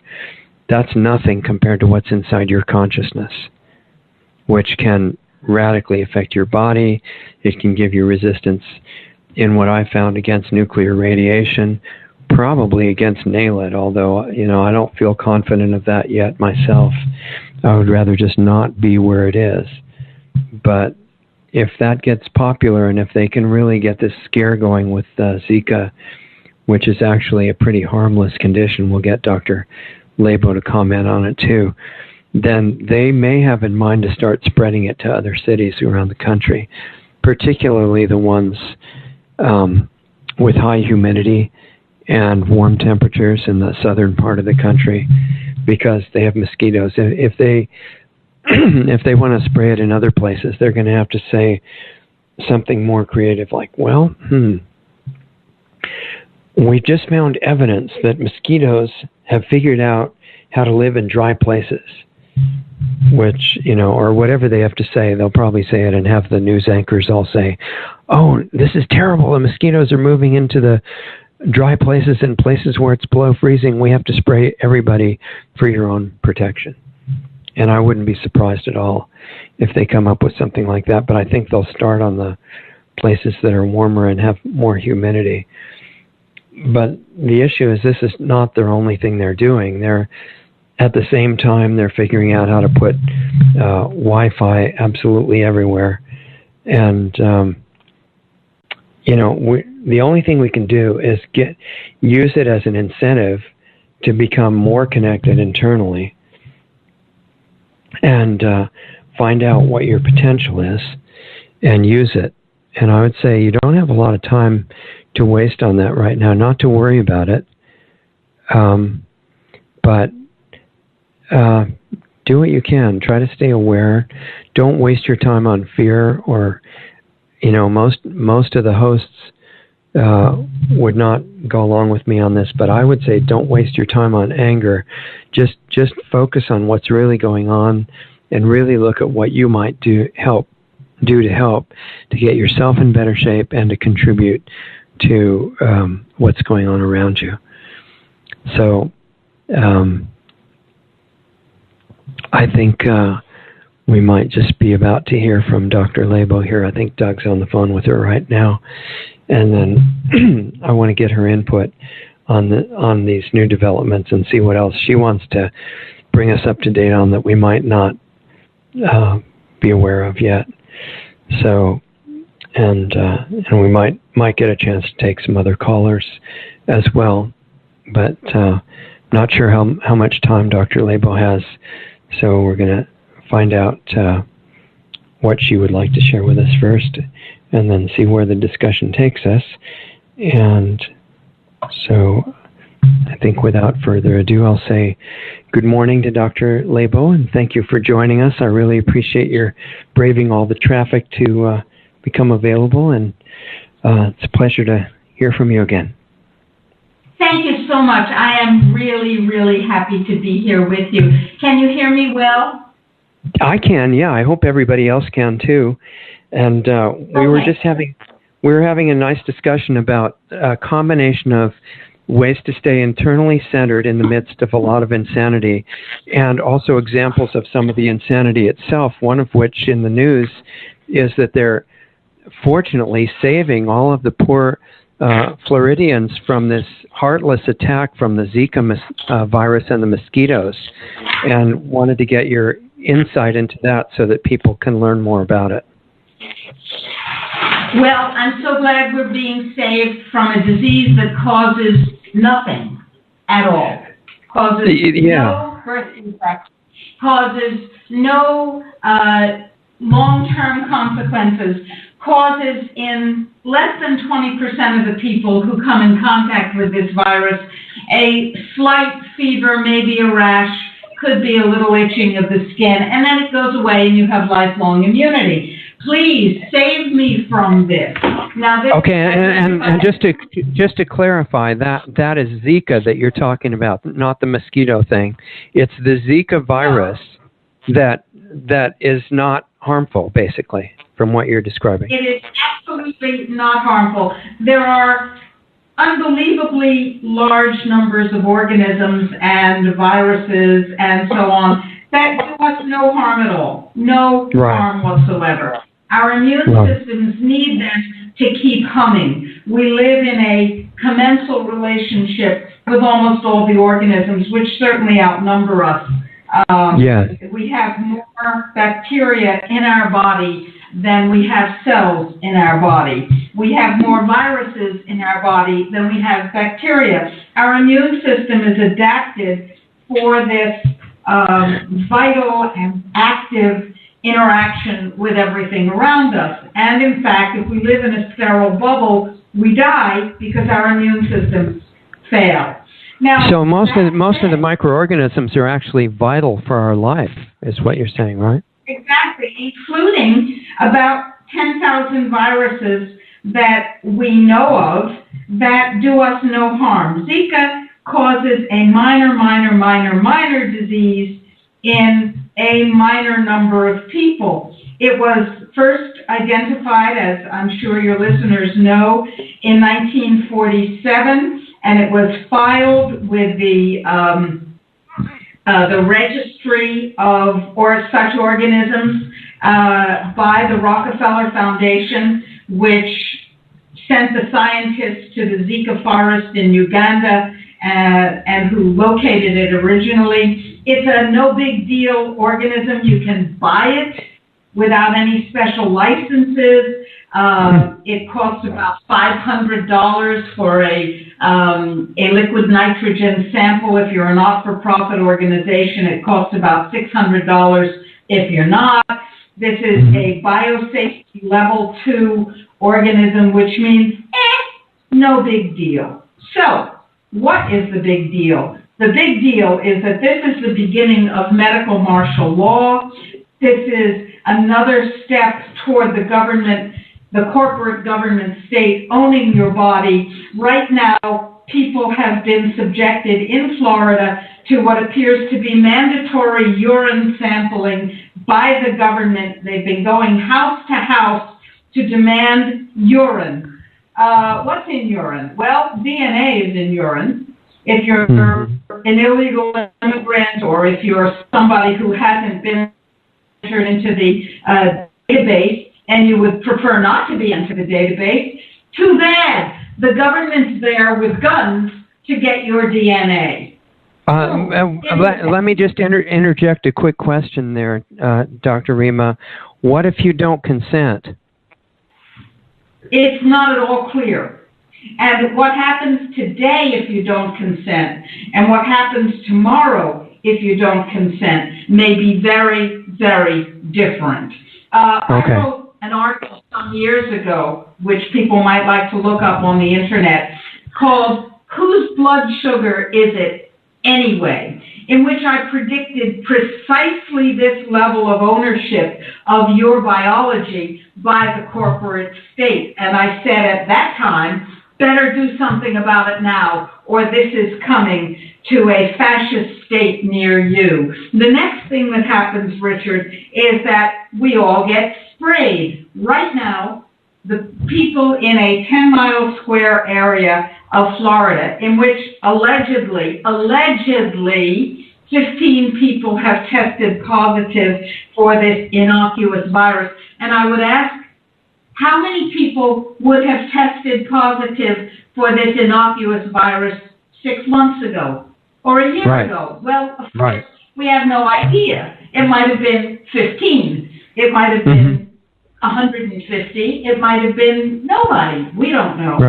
But anyway, people have allegedly tested positive, and so the entire population is being sprayed with an organophosphate pesticide called NALED, N-A-L-E-D, and it's being sprayed in spite of the fact that NALED is quite toxic, and that the most toxic route of administration is inhalation. When it is inhaled, it is 20 times more toxic than the next level of impact.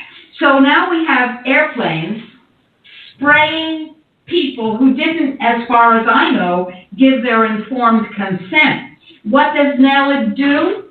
Well, it causes quite a number of things according to the government databases that I consulted, according to the U.S. government databases. This is not somebody making this stuff up. It's highly toxic to the environment. It is disastrous for aquatic life, microbes, and beneficial bugs. It causes, are you ready for this, folks? Do you have your intellectual seatbelts on? This is a pesticide which is being sprayed to prevent pregnant women from having babies who have reduced brain size and IQ. NALED causes reduced IQ and reduced brain size.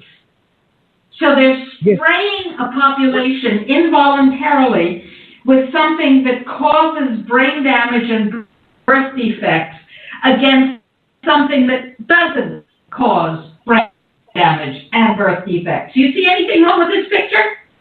No, it looks fine to me. I think it's totally approved by the FDA and everybody else. Well, actually, it's not. It's not completely approved. It's approved by the EPA only for use with great caution when there's no waterway contamination possible and when people are not going to be exposed to it, because workers who are exposed to it have cholinesterase inhibition. I can explain what that means if you'd like. And it causes birth defects, including reduction of IQ and microcephaly. So the treatment, cure, prevention for microcephaly is to spray the population involuntarily and expose them to something that causes microcephaly. You see a problem? Yeah, I think you've left out the most important thing, actually, that makes this all okay, and that's, in spite of all these things that you just went over, this is an emergency, and so logic and things like that and your rights don't apply, right? Right. This is a health emergency caused by the supposed presence of something that causes no problems. Right. I have to lie down a little because my brain just melted. Okay, I can understand. That changes your body weight balance and things like that. It does. Yeah. Because my brains just fell out of my ears. Okay. Well, let's see. If we understand then, there's a health emergency because the Zika virus, which has been here for an undisclosed length of time before now, and could have theoretically even been here before they brought it from Africa, is causing no bad effects that we know of, is one of an unknown number of viruses and other organisms we haven't even discovered that have vital functions that the puny intellect of people doesn't even begin to understand.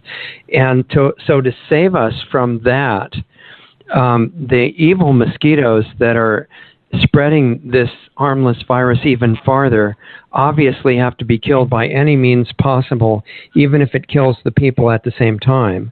And so in order to... Yeah, and creates other problems. Sorry, I didn't mean to... Even better than that. No, I interrupted you. I'm so sorry. Once my brains fall out of my ears, I have judgment. It's understandable, yeah. At the end of the show, we'll call the authorities and they'll take care of it. Yeah, immediately. Maybe they could spray me with something that causes my brains to fall out of my head. Yeah. So, what were you going to say? I was going to say it's even better than that because people become infertile when they are exposed to these chemicals, and their rate of cancer, which is of course very good for the economy, goes up, and they tend to die. And the way they die is actually pretty interesting. We have an enzyme in our nervous system and elsewhere called acetylcholinesterase. If you interfere or poison the acetylcholinesterase enzyme, you get an inhibition of the things that the enzyme does, obviously. Now, some organophosphate pesticides are reversible. Carbamate, for instance, is an organophosphate that poisons the acetylcholinesterase enzyme system. And it's so reversible that by the time people are brought to the emergency room, their breathing is back to normal, their vision is back to normal, they're no longer salivating or having convulsions because the body's able to get rid of the carbamate and fix the enzyme system. NALED is a little bit different. NALED causes irreversible damage to the enzyme system. The only way that normal enzyme activity and therefore normal function can be restored is by the cells making new acetylcholinesterase, new enzyme. And that process, if it happens, takes up to 60 days. You remember that inhaling this stuff is 20 times more dangerous than having it applied to your skin, which is the way farm workers are typically exposed to organophosphates. It's being sprayed into the air. You can expect a skin exposure to maybe start showing some repair in about 60 days. But no one knows whether or not repair will take place after aerial spraying.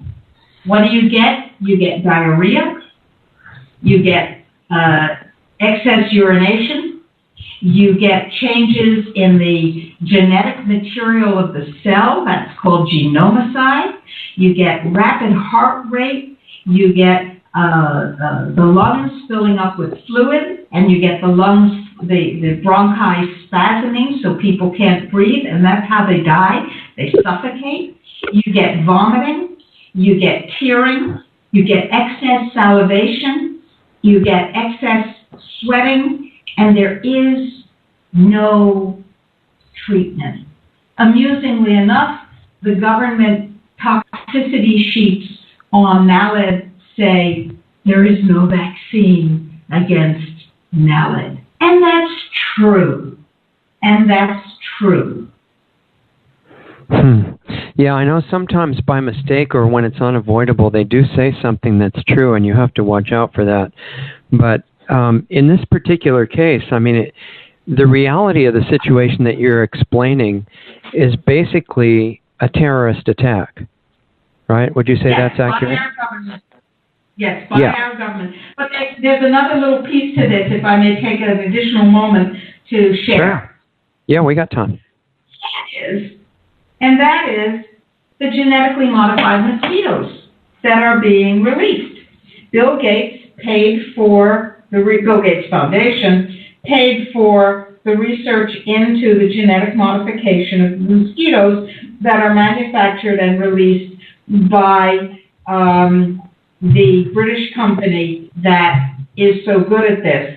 And they've released them in Mexico, in Brazil, where, by the way, dengue has not gone down, dengue has gone up. They've released them in Brazil, where allegedly the rate of Zika virus has gone up. They've released them in the Cayman Islands. They've released them in Belize.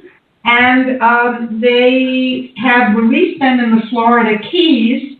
And then they said they didn't release them in the Florida Keys.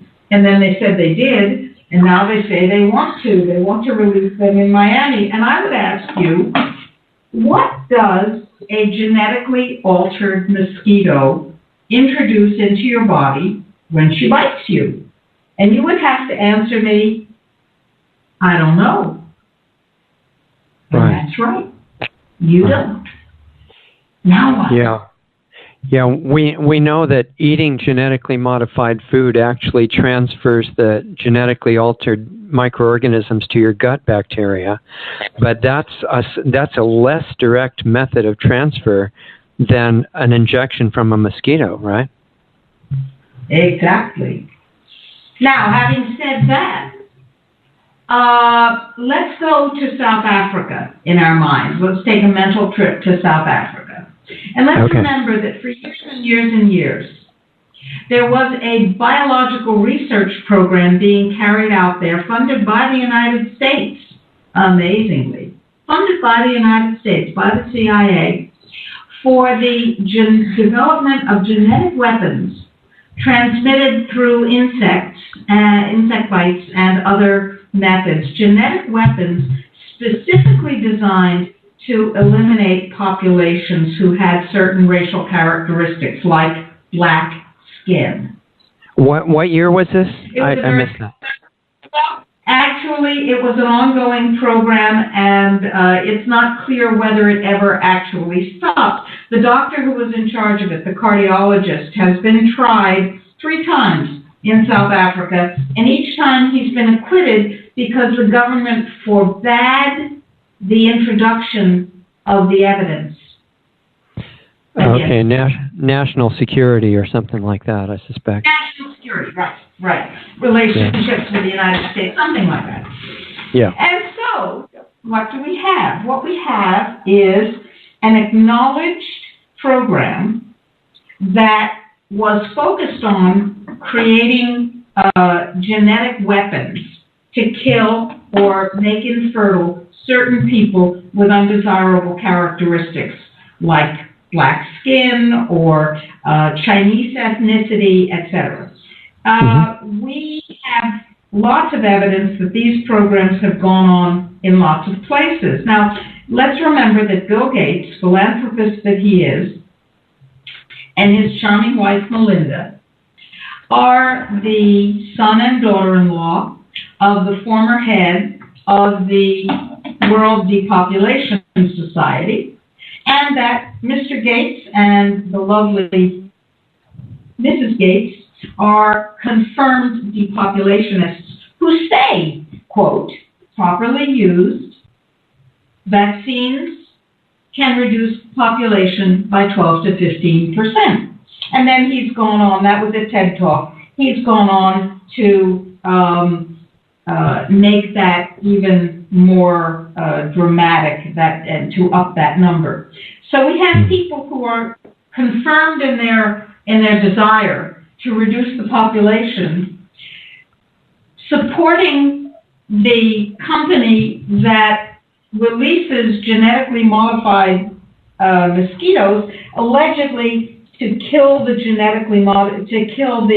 the larvae, but in fact, about 3% of the mosquitoes that are genetically modified go on to reproduce even under optimal conditions. Having reproduced under optimal conditions, they then go on to spread their new genetic material into the mosquito population, having knocked out the competitors in an absolutely Darwinian method. So what have we got here? And those mosquitoes are being touted as another part of the, God help us, solution to this problem. Right. Now, I would say that we have a real terrorist attack on our hands. Yeah, and you remember Clint Richardson, you've had him on your show, and he's been on ours a while back as well, and he's, in his research, he pointed out parts of the, I think it was the Code of Federal Regulations, where because I was just thinking, what could you do to, sue the government for terrorism against the people? And in the Code of Federal Regulations, it says that the government can carry out lethal experiments against the people as long as it's for science or the welfare of humanity or research purposes. Otherwise, it's totally forbidden and illegal. So I suspect that if they were sued, that would come up, I suspect. And as long as the police are notified in the local area where this is going to be carried out, but they are forbidden to tell anyone. Ah, okay. And I think that's under non-emergency conditions, just normally. Yes. And if there's an emergency, it can actually be much less controlled. Correct. Right. So probably if that's the case, it might not be worth the money to try to bring a lawsuit for terrorism against the government because they've made it legal to do it. The United States government has to, there's an echo, isn't there? The United States government has to agree to be sued. Okay. Yeah, they probably wouldn't feel like it. So, and I suspect this is in place throughout all the countries that are members of WHO and things like that as well. So, it's an interesting challenge. It is. I think the only thing that's going to save us in this matter is public outrage. My very favorite law firm is Hubbub and Uproar. Wait, you were fading out there. Hubbub and what? Uproar. Oh, okay. Yeah, the two major partners. So, you want to explain to us how that law firm operates? We start yelling and screaming and getting information out, and the globalists back off every single time. And why do you think they back off when they have the technological power to kill us all right now? Why is it they're backing off? I don't think they have the technological power. I think if they had it, we'd already be dead. Okay. I think that's a good response. So maybe they're just not ready, and they don't want to be pushed ahead of schedule. Exactly. I think they've tried a number of times. Avian flu, swine flu, SARS, MERS. These are genetically modified attempts to do exactly that. And so far, each one of them has failed. Yeah, that's been a big disappointment for them, I know. So what is the best way to help this law firm get their work done? Spread the word. You're doing it. We're doing it. I don't know if I mentioned, but I have a website, and I have a mailing list, and I also have a free Zika ebook that you absolutely need. It's about Zika as a weapon of depopulation. pretty important. Yeah, I want you to, slowly tell everybody exactly how to get that, because I think that's important, and I also think explain how your website works and how you can organize the public outcry more effectively through it. Absolutely. I'd be very happy to do that. First of all, the website is drrimatruthreports.com, DRRIMA, truthreports.com. And it's a very important resource. There's a great deal of information there. When you go to drrimatruthreports.com and enter your first name and your email address, a real email address, please, we will automatically send you a complimentary subscription to our email newsletter. There's a huge amount of information there, and we ask you to share it with everyone you can, to share it via all your social media and email capability. We also have a couple of other resources that we think are very important. One is our Facebook page, and that's Natural Solutions Foundation, because I am the medical director of the Natural Solutions Foundation, a health freedom organization devoted to the idea that you own your own body. The corporations don't, the state doesn't. And the next thing that I would like you to do is to visit a news aggregation site called opensourcetruth.com. News there, information that you need, substantiation for the things that your friends, neighbors, and relatives tell you is just conspiracy theory. No, it's not. There is a conspiracy, but it's not theoretical. It's real. And it is designed to control what you know, what you think, what you do, and how long you live. And there's one more resource that I'd like to give you. I have been asked to convene a very, very important symposium between December 19th and December 23rd. That symposium is called Reclaiming Science, Preventing and Reversing Genomicide. It will take place all over the world, because it will take place physically in Mysore, India, and it will take place on your computer, since you'll be able to attend either as a presenter or as a member of the audience electronically. And I'd like to give you one more website where you can get the information for that. It's End Genomicide, that's the intentional destruction of your genetic material, EndGenomicideCongress.com, EndGenomicideCongress.com. The Natural Solutions Foundation finds ways to identify and then to solve these problems in a way that is meaningful. And we have had the experience, Richard, of literally backing the globalists, the destructionists, the depopulationists up so that they had to stop their programs. We forced the United States government to drop a mandatory swine flu program in 2009 by marshaling 3,500,000 emails in 11 days. And the message in the emails was very simple. It was, don't you dare. And they didn't. And that's happened repeatedly. But if we believe their propaganda that we're weak, we're isolated, and we're powerless, then surprise, surprise, we're weak, we're isolated, and we're powerless. Right. Yeah, exactly. I think one of the best things among all of the great accomplishments that Natural Solutions Foundation has done is to lend organization to the people trying to keep some sanity in the world. And the reason I say that is because on the negative power structure side, they're quite organized. That's what conspiracy means, and they're just cooperating together for negative purposes. But most of the great, fantastic people spread all over the world don't even know each other exist. And so one of the valuable things that you've done is on your action item site, which I guess people can get to through drrematruthreports.com.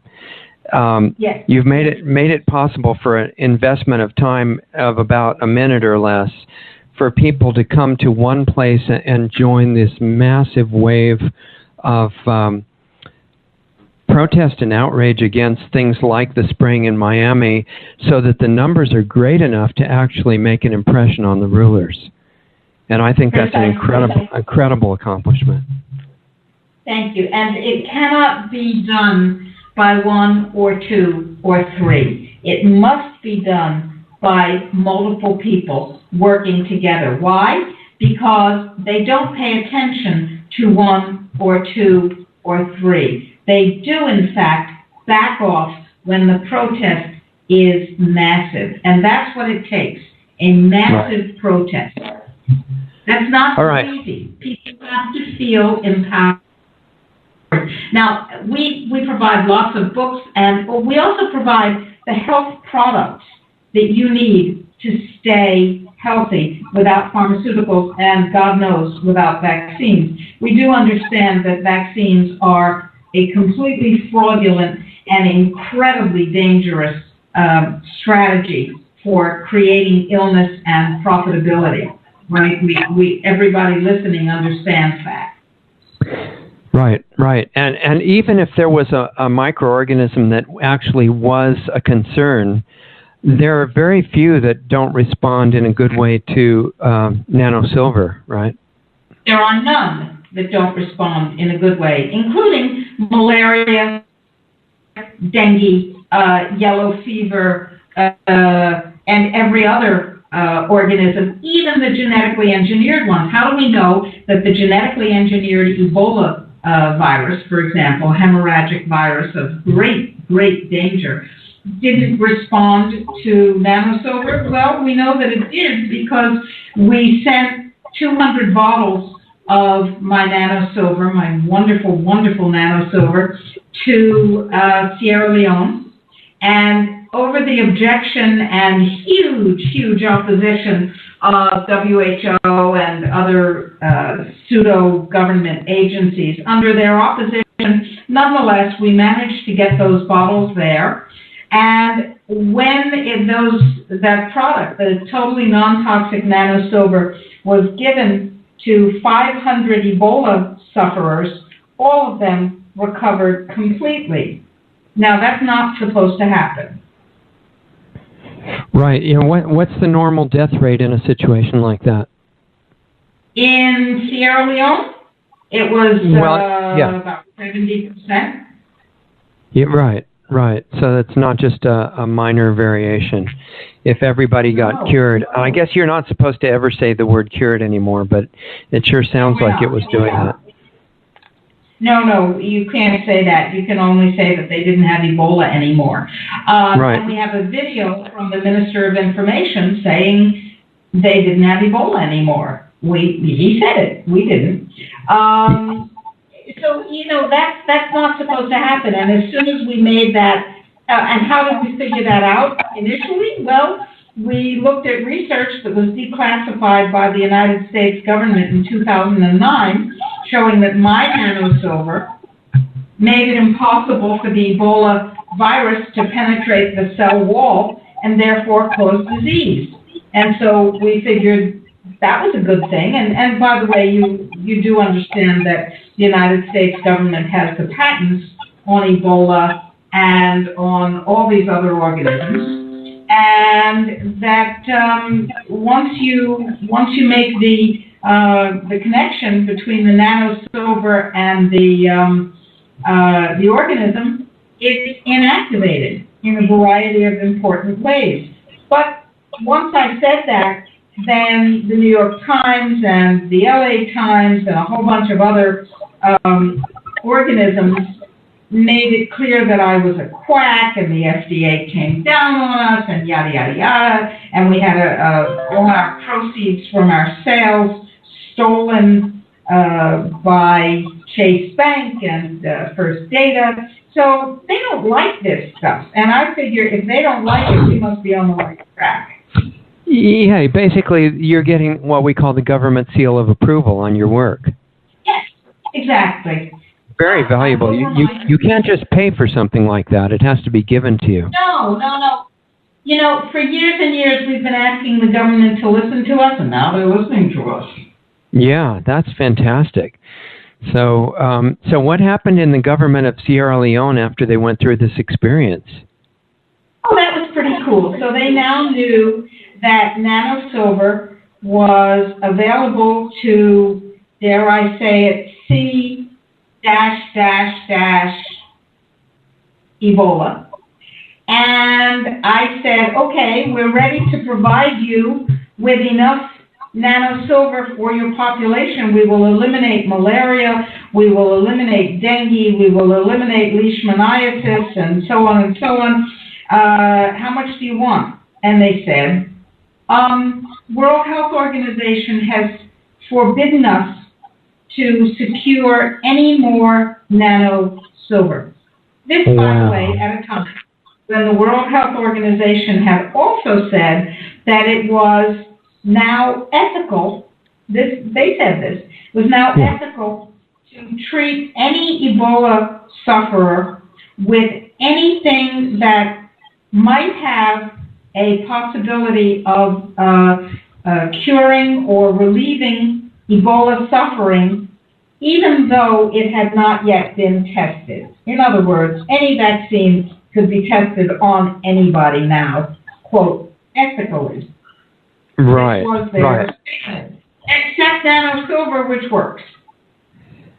Yeah, that makes sense because it's not toxic enough. So, exactly.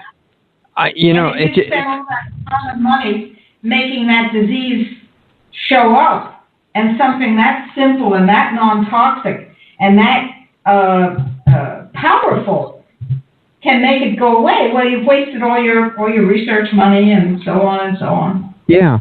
Well, what occurs to me, because it sounds like you're saying there are some reasonable people in the Sierra Leone government, and it should, if there was still such thing as common sense, the next 10 seconds of the discussion should be, wait a minute, why do we want to belong to an organization that forbids things that are good for us?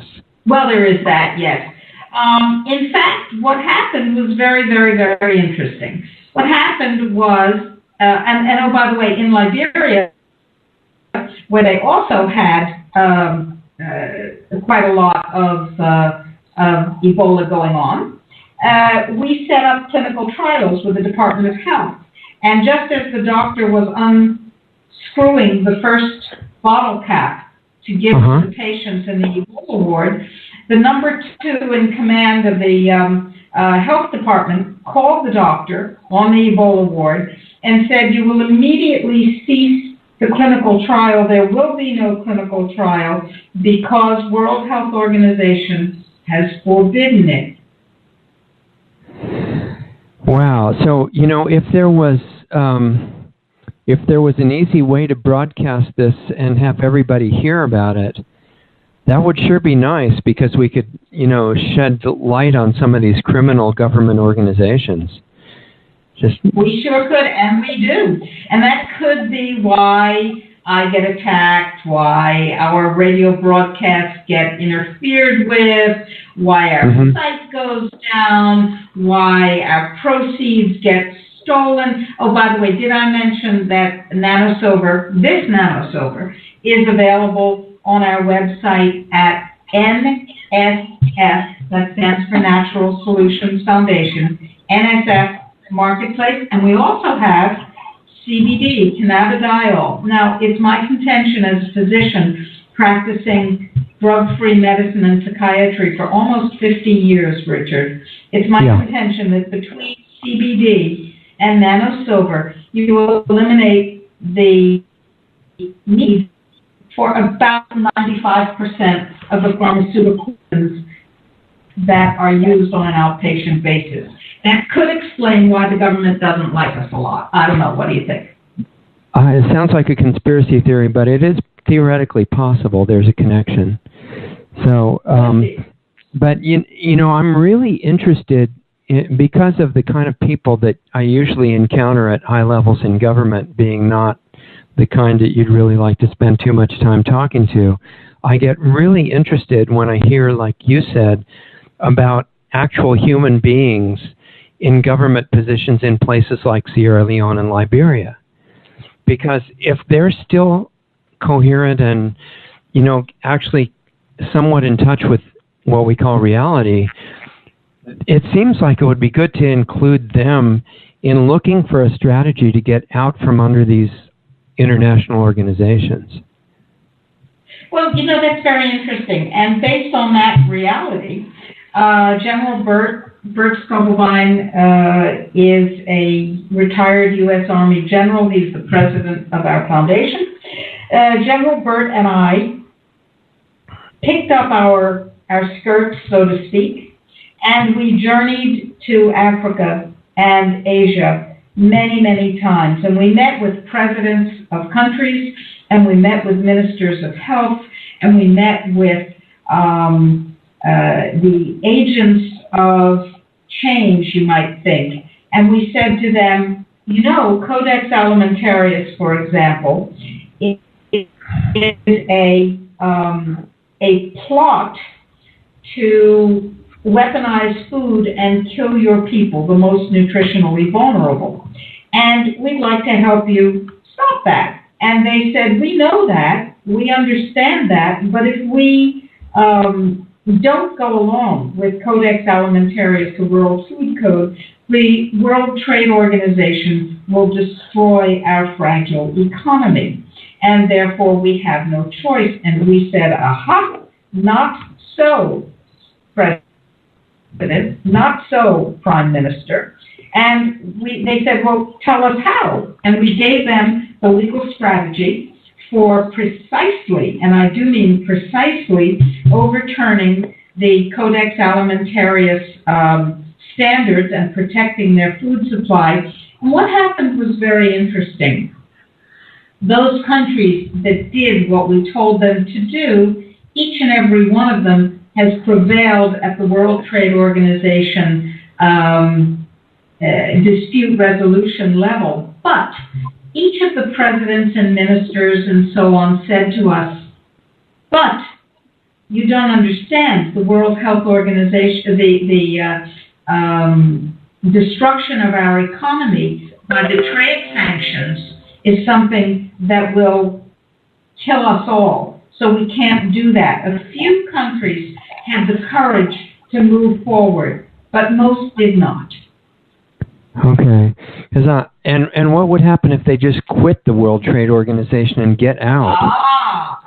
I had a conversation with President Abdul Kalam of India in the presidential palace, actually.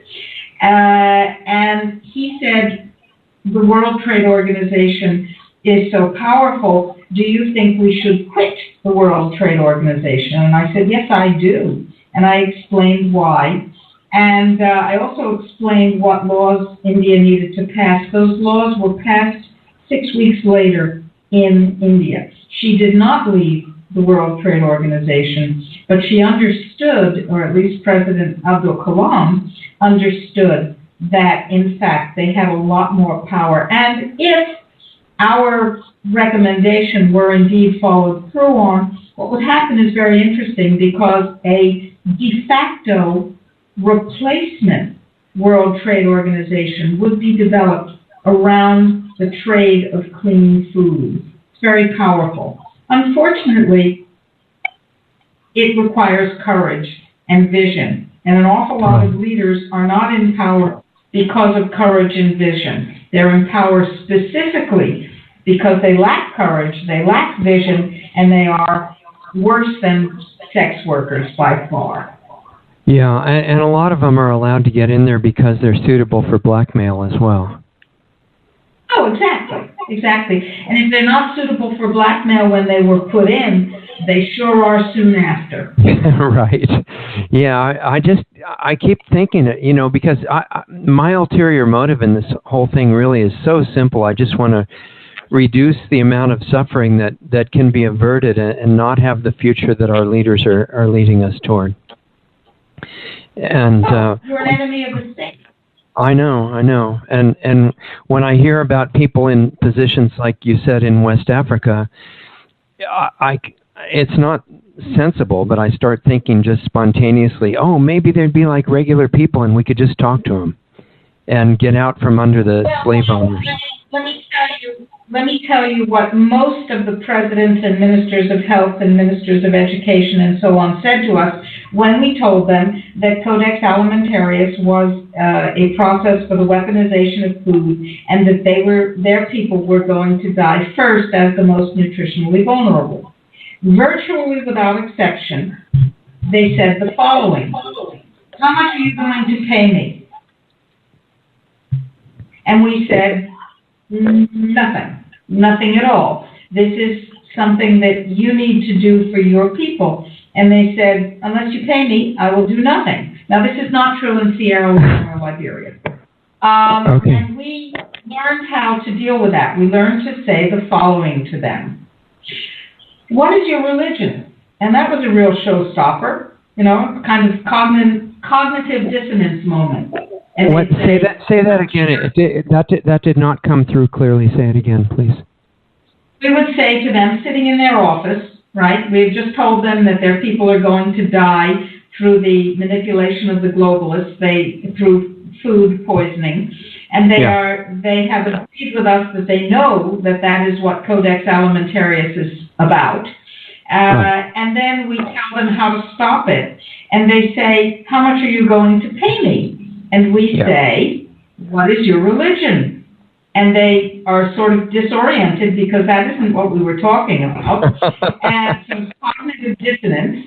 And they either answer, I am a Muslim, or I am a Christian. Those were the two answers we got. And then we said, someday you are going to have to stand before, now for the Christians we said God, and for the Muslims we said Allah. And you are going to have to explain why, for your own greed, you allowed your people to die. They would go absolutely white. And when a person who is a beautiful, rich, dark ebony color loses all the blood in their face when they blanch, they actually turn a very interesting shade of green. So they would turn green. And it was a phenomenon I had never seen before, but I saw it many times in the halls of power in Africa. They would blanch, and then they would say, what must I do? And then we would start to have a meaningful conversation about what they must do. And some of those countries had leaders who were willing at that point, once we had put it in those fairly definitive terms, to actually look for ways that they could pass the necessary law, that they could protect their food supplies, et cetera, et cetera. But it wasn't until we got past the unbelievably widespread corruption ethic that we could begin to have that discussion. And if you think that we don't have that kind of corruption in the United States, no, I mean it could even be worse. It's beyond description. But so how far did it get after they dropped the resistance? Well, some of the countries actually went into the legislative process. As I said, India did, and that would allow them to protect their food supply from the unscientific and very, very dangerous Codex Alimentarius food standards. Other countries sort of tried, but they didn't have the, shall we say, the balls to come up against WHO, which is unbelievably powerful in their countries, and to come up against the United States government, also unbelievably powerful, because that's what it takes. It is quite clear that the global governance by the unelected leadership of this planet is well financed and is very much in control of the major government forces and international organizations. And it takes quite a lot of courage to stand against them. Now, every leader on the planet, whether it's the leader of Zimbabwe or the leader of the UK or anything in between, every leader on this planet develops courage when his or her people say, "Don't you dare." That is an amazing reality. "Don't you dare" are the three most powerful words that we have. Don't you dare. That's when they get spine. That's when they get cojones. That's when they get empowered, when we are empowered. Right, right. And like you say, it has to be said in huge numbers because, I mean, I've experienced over and over and over again in attempts that made no sense at all to try to talk to some of these so-called representatives at various levels. And not only are they not interested, they really consider you just an irritation to what they'd rather be doing. Exactly. And once you have created that irritation, now you're in power. Yeah, yeah. Well, if you bring a few million friends with you. Exactly. And that's not so hard in the age of the internet. Yeah, yeah, exactly. Well, it's definitely encouraging, and I wanted to ask you in the story about Ebola that was created probably in a lab in Sierra Leone in West Africa, and then they released it to see what they could make of it. Do you think it was a mistake that the U.S. federal government declassified their study proving that nanosilver inactivates Ebola by keeping it out of the cells? I'm absolutely positive that it was a mistake. Yeah, why would they ever want to show that to anybody? Happily, the government is so large that one part of it frequently doesn't know what it itself is doing, let alone what another part is doing. Right. And so, what I believe happened is that there were graduate students involved in this study. And those graduate students needed that study released for their own careers, right? Yeah. And so we don't know when that study was done, but it was declassified by the Department of Defense, Department of Threat Reduction Agency, DTRA, in 2009. Right. That means it was done a long time before that. Now, the United States has been working on and patenting Ebola for quite a long time. They hold many patents. But the same is true of all of the other dangerous organisms that we're told are going to wipe us out. They're all being researched, patented, and they are owned. Understand what that means. They are owned by the United States government. So what does it mean when the United States government owns the means of mass destruction and then commissions a vaccine allegedly against that organism that it owns and also has a financial interest in the vaccine against its own property? What's that all about? Yeah, it's a pretty brilliant business model. It's a great business model, but it's also a depopulation model. Understand, millennials are having less sex than any generation before them. Why are they having less sex? Well, they're the most vaccinated generation in the world. Can it be that their fertility and their libidos have been impaired? Well, I think to be fair and balanced, we have to give some credit to the solid forms of petrochemicals like the plastics and things that are hormone disruptors too. I mean, at least a little credit for them. Testosterone disruption. Can it be that this is by no means an accident? Can it be that this is somebody's desire and that it's being lived out? Can it be that the drop in adolescent pregnancies, and God knows children should not be parents. There's no question about that in my mind. But the drop in adolescent pregnancies, which was celebrated so widely as a triumph of what? Abstinence? I don't know. Is actually a drop in fertility. Right. And because teens are having, when teens want to have sex, they go ahead and they have sex. It's not about better judgment. It's about less ability to conceive. Yeah, and less interest in it at all. I think when the hormones are disrupted, people aren't even really clear what kind of being they actually are, let alone one gender or the other. And I think this has happened. It's not a critical comment. It's even happened to frogs and fish and things like that when they get the runoff of the drugs. So you might be critical of frogs and fish. It could be. Yeah, I'm a fishophobe or something, a pescophobe to be scientific. So, Yes. But yeah, it's amazing to see that happening on such a vast scale. I don't know, but they've got everybody drinking. All the health people are convinced that they should be drinking water out of these plastic bottles with very thin walls. And just because BPA got caught doesn't mean it's not just one of thousands of byproducts of the petrochemicals in the bottles. Now, the interesting thing is that although all of this is not known to science, huge amounts of it is. Right. So that this is not a mystery. This is not a mystery. These impacts and effects that we're talking about are well known, and they're all over the scientific literature.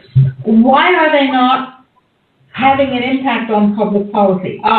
Now we get to the corruption of science, a very, very, very important issue.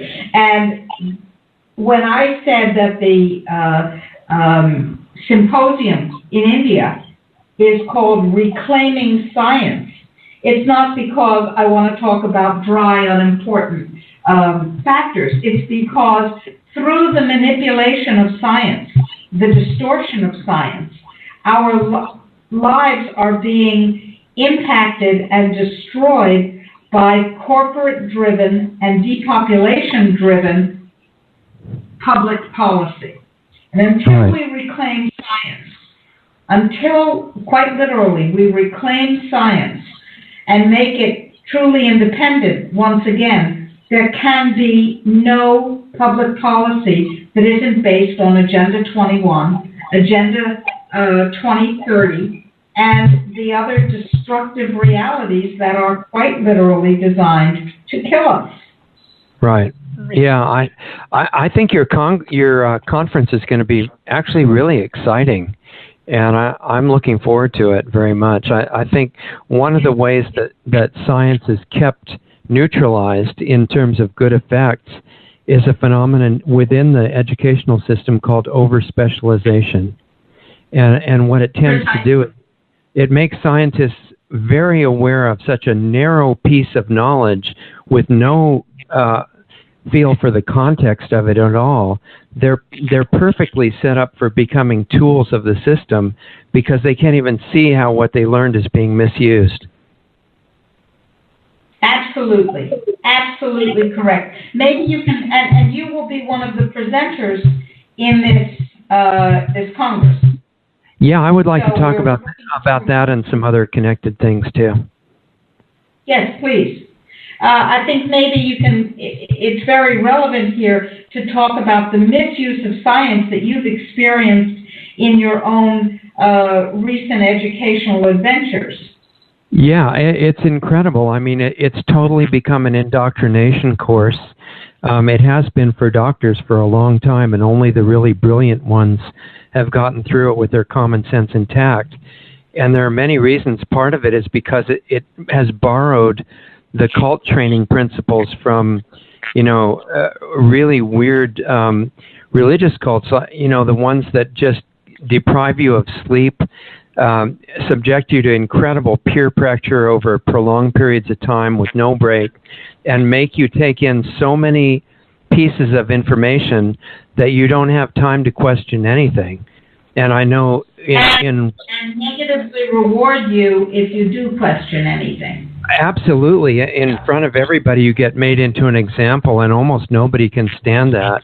And I've noticed beyond that, in the higher education that I've experienced in the last few years, you're actually being taught principles that have nothing to do with the health subjects at all. There are things about that everybody is a different species just about because of their race or other reasons, and that we should all hate each other, and that they do this very subtly by saying that in the healthcare system, you can't even care for somebody correctly unless you know their nationality, their heritage, their background, because each one of these people in a stereotype fashion thinks completely differently about health, and you can't even communicate with them until you stereotype them. I mean, what's being taught is just amazing. Absolutely. Absolutely. This started when I was a resident, a first-year resident in 1970. I was part of a radical medical collective, and we decided that we were going to show what concerned, caring, competent medical care could do in the context of public health. And so we did a survey, and we chose the worst hospital in America. And we all descended as house staff on the worst hospital in America. It happened, interestingly enough, to be run by my extremely liberal, extremely progressive medical school. That was interesting. But it was run not uptown for the white wealthy clients of the hospital, but downtown in the South Bronx for the Black and Latino poor people. And they were stealing the money from the hospital corporation, the Public Hospital Corporation in New York City and federally, to take uptown to the nice white hospital. It was very interesting. So we descended on Lincoln Hospital. We, the house staff, filled all the slots for residents and interns and so on. And we became the representatives of public health in that hospital. We were the psychiatrists and obstetricians and so on and so on. Well, that was fascinating. What we were told was that unless we were Black, we couldn't understand Black people. Unless we were Latino, we couldn't understand Latino people, etc. And who was telling this? What? The Black and Latino workers in the hospital who had been fed this line of absolute malarkey and apparently seemed to believe it. It was really quite frightening. And we said, well, that's ridiculous. That doesn't make any sense at all. They said, well, you don't understand. Black people don't have time to have an unconscious. And I was in the department of psychiatry, and I said, what did you just say? What? No, having an unconscious is just something for wealthy white people. Okay, now, it's good to have that. With that kind of insane racism, you can't think. All you can do is follow the slogans and be misled by people who want that kind of racial divide. Right. By people who want that kind of lack of cohesion and lack of forward thinking. And there are a lot of people who want that. A lot. A lot of people who like to have a race war. A lot of people who have militarized the police and turned them into a fascist oppression force in this country. Yeah, they're working on taking it much further than it is now, actually, under the federal control. But, it's basically all variations of the divide and conquer principle that's been used, as long as history's been going on. Yep. And then the question, of course, is why are people allowing that? Why are people allowing that? It's a very good question. We got some music coming in. Oh, there it goes. We have my cell phone ringing. Now that means I have to find my cell phone. I just found it. It's playing good music anyway. It means that I'm not going to respond to it, but I will send a message as we speak to the person. So, sorry about that. I'll turn down that's fine. ringtone. So that's higher education as it's functioning now, and it's through the entire power structure, and it coordinates beautifully with corrupt modern science. And it's a really interesting challenge, to learn as well as we can how to respond to that by helping people to remember we're not really naturally divided into these antagonistic groups. We're just really much more the same as everybody, and we have the same concerns. We have to continually ask, cui bono? Who benefits? And who does benefit? Who benefits when we fear each other? Who benefits when we distrust each other? Who benefits when we poison each other or lay landmines in the territory that other people occupy? Who benefits? Right. And it's always the same people who benefit. Always. Who benefits when we move into teeny tiny little homes? Right. Who benefits when we have a generation of people who are not interested or capable in the process of reproduction and who have been taught that gender means nothing and that connecting with other people is dangerous? Who benefits? Yeah, and it's pretty clear. I mean, the people who have come into the power positions who are all excited about being the elite and being the only ones left and not realizing that they are also on the way out. The people that gravitate to those positions of power are not usually the ones that you would like to have there. No, they are the last ones that you want to have there because decent people don't want to be in those positions. No, you don't. I mean, normal people don't have any desire to tell anybody what to do. Or kill them if they don't. And so I think that's one of the big challenges to figure out is what do you do about the fact that when you have any positions of power, regardless of the so-called system, it's going to attract the worst people because the regular ones don't have any interest in controlling anybody. Well, one thing you might do is change the definition and locus of power. Yeah, well, decentralization would be really helpful if you could do it. Like teaching people not Common Core, but common sense. Yeah, I think that was the first subject that was abandoned from the whole curriculum a long time ago. A long time ago. People have to understand that the educational system is controlled, and Clint Richardson is very good at talking about this.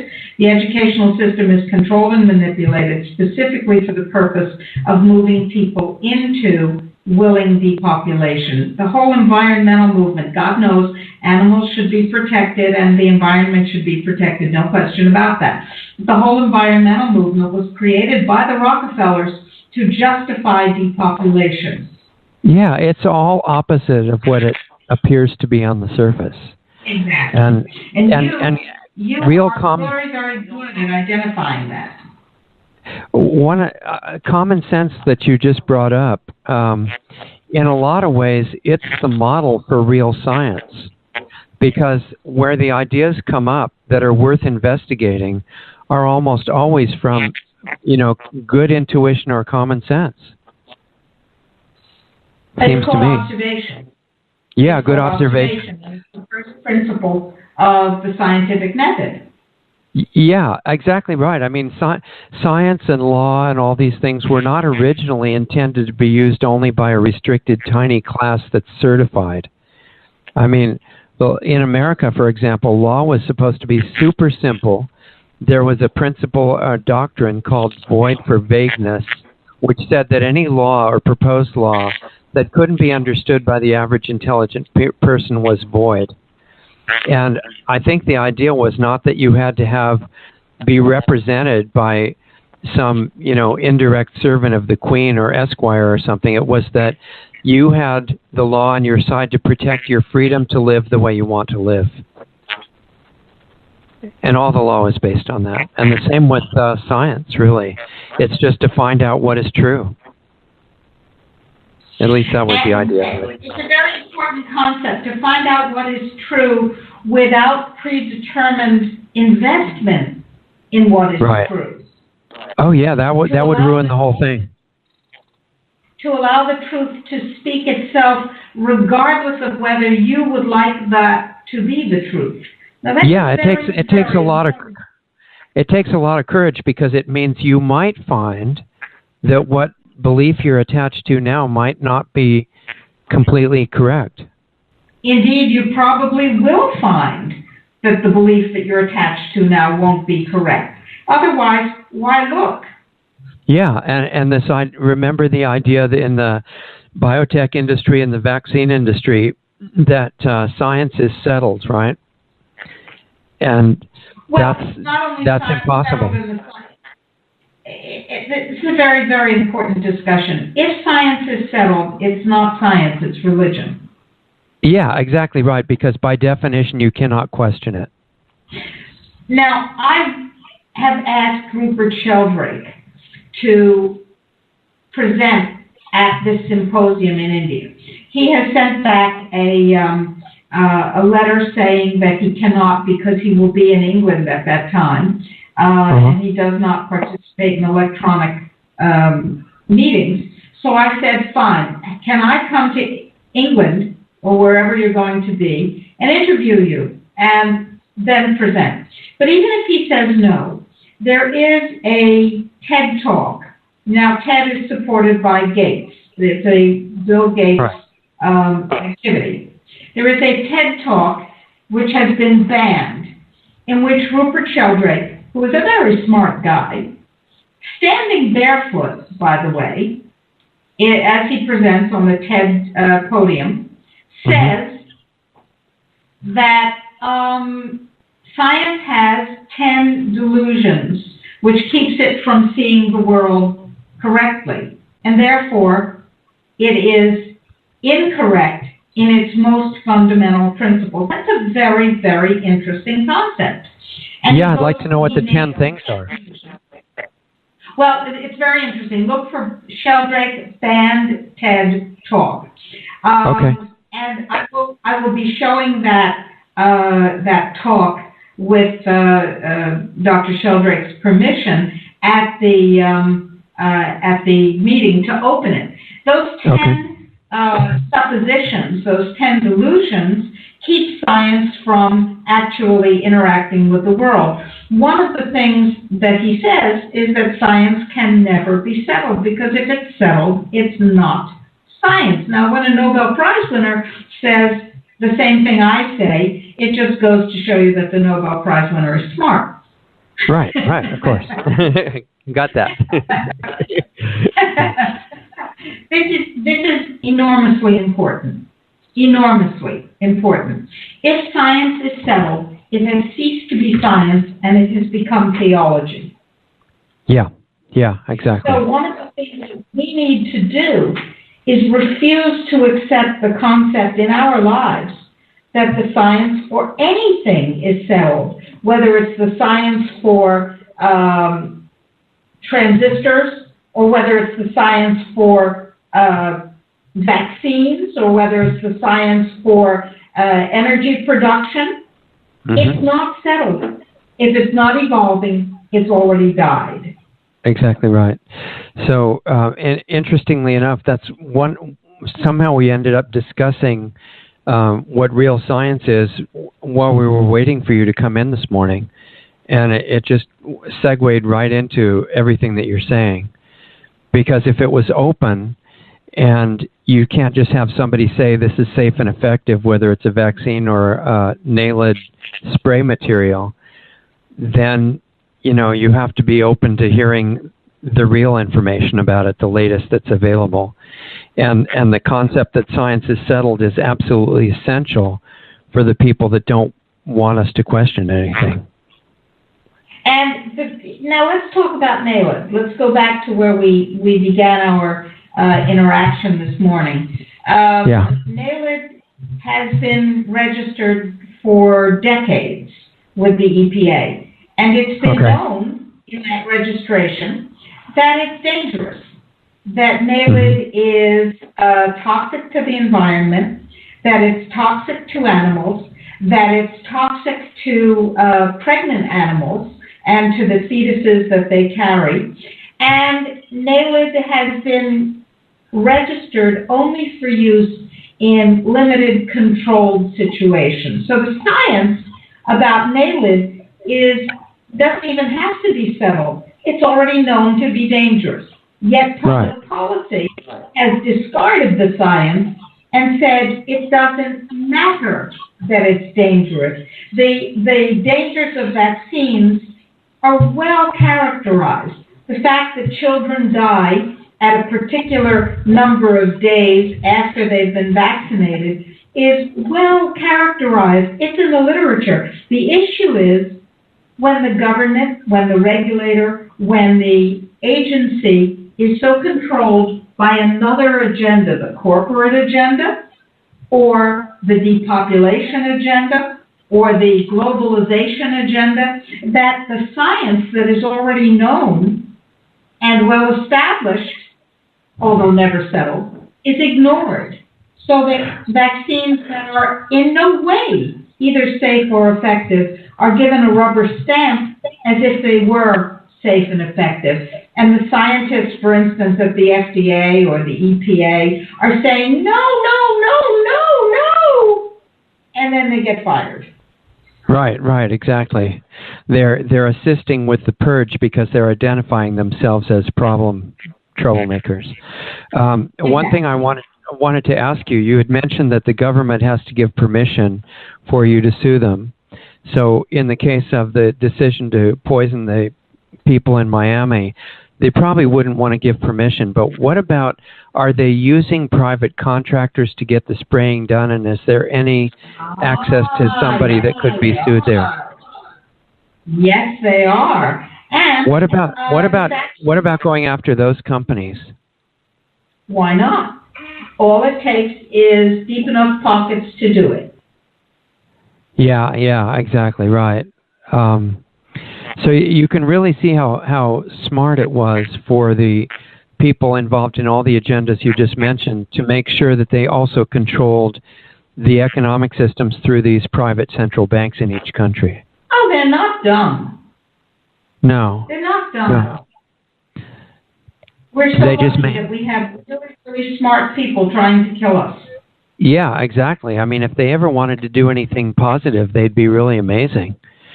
So it would, yeah. So the economic issue really becomes important when you realize that's one of the main choke points that the power structure uses against everything that's positive. And then that takes us back to science. Where do you get the money to fund real science? Yeah, because there's all these amazing, exciting experiments that need to be done to prove the kind of things that we're talking about, which right now, if you haven't done an official experiment, it's called anecdotal because all you've seen is it happened 1 million times. But if you have a controlled study, then you can test it, and after that you could get some kind of certification, but those are expensive to do, and I think that's what you're talking about. I am. I'm talking about the fact that science is owned in several ways. First of all, who pays for it? Well, science is not cheap, and cheap science is not publishable. So there's a real catch-22. That's the first thing. The second thing is that when I was in my training, it was not possible for the funder to change the data, or it was not supposed to be possible. So the funding agency did not own the data. Now, with the advent of pharmaceutical funding of pretty much everything, that changed. And now, if you get a grant from Wyeth, let's say, to do research on this or that or the other thing, a hormone product, for instance, if they don't like the results, what do you think happens next?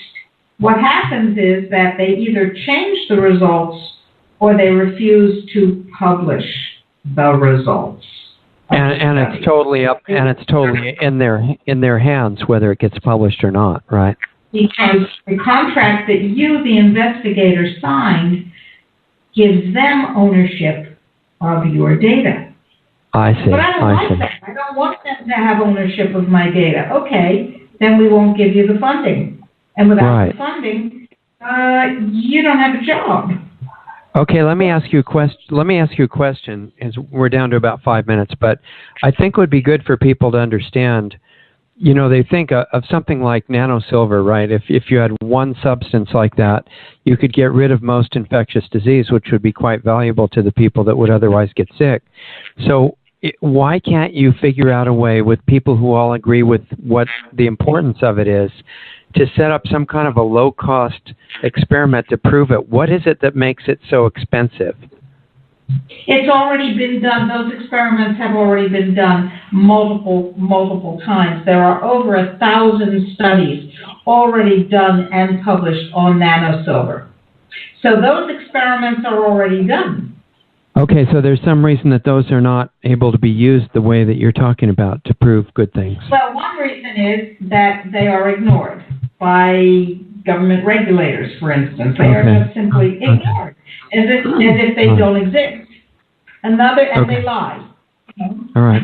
Another way is that the propaganda, for instance, there's a new article in a popular science journal about the fact that nanosilver damages fish. No, it doesn't. That's a lie. It's just a lie. A scientist said, theoretically, it might, and therefore the government says it does. So the standards differ for real science and politically useful science. Okay, well, I have to make a comment just because I don't want us to get cut off, and we're about to run into our, where the coach turns into a pumpkin again because they cut us off at the hour here. But I want to remind people that this is obviously a discussion that has to keep going, and people need to go to drrematruthreports.com, get on the free email list, and get in touch with the action items and start participating in those all the time. They make a vast difference in what does or doesn't happen politically and health-wise. And also go to opensourcetruth.com, remember that, and find out about Genomicide, and also go to the Genomicide Congress, I think that's what it's called, genomicidecongress.com. And genomicidecongress.com. Also, we have our new video subscription service. Go to lostartsradio.com, and the subscriptions, video subscribers tab there. And join us also tomorrow night. Dr. Cousins will be on, and next Saturday for the discussion that we'll have like this weekend. Dr. Remo, we're extremely grateful that you've been with us, and we'll talk to you shortly. Well, it's always a pleasure. Thank you, Richard. You're doing great work. Okay. We'll talk to you in a little while. Have a great week, everybody.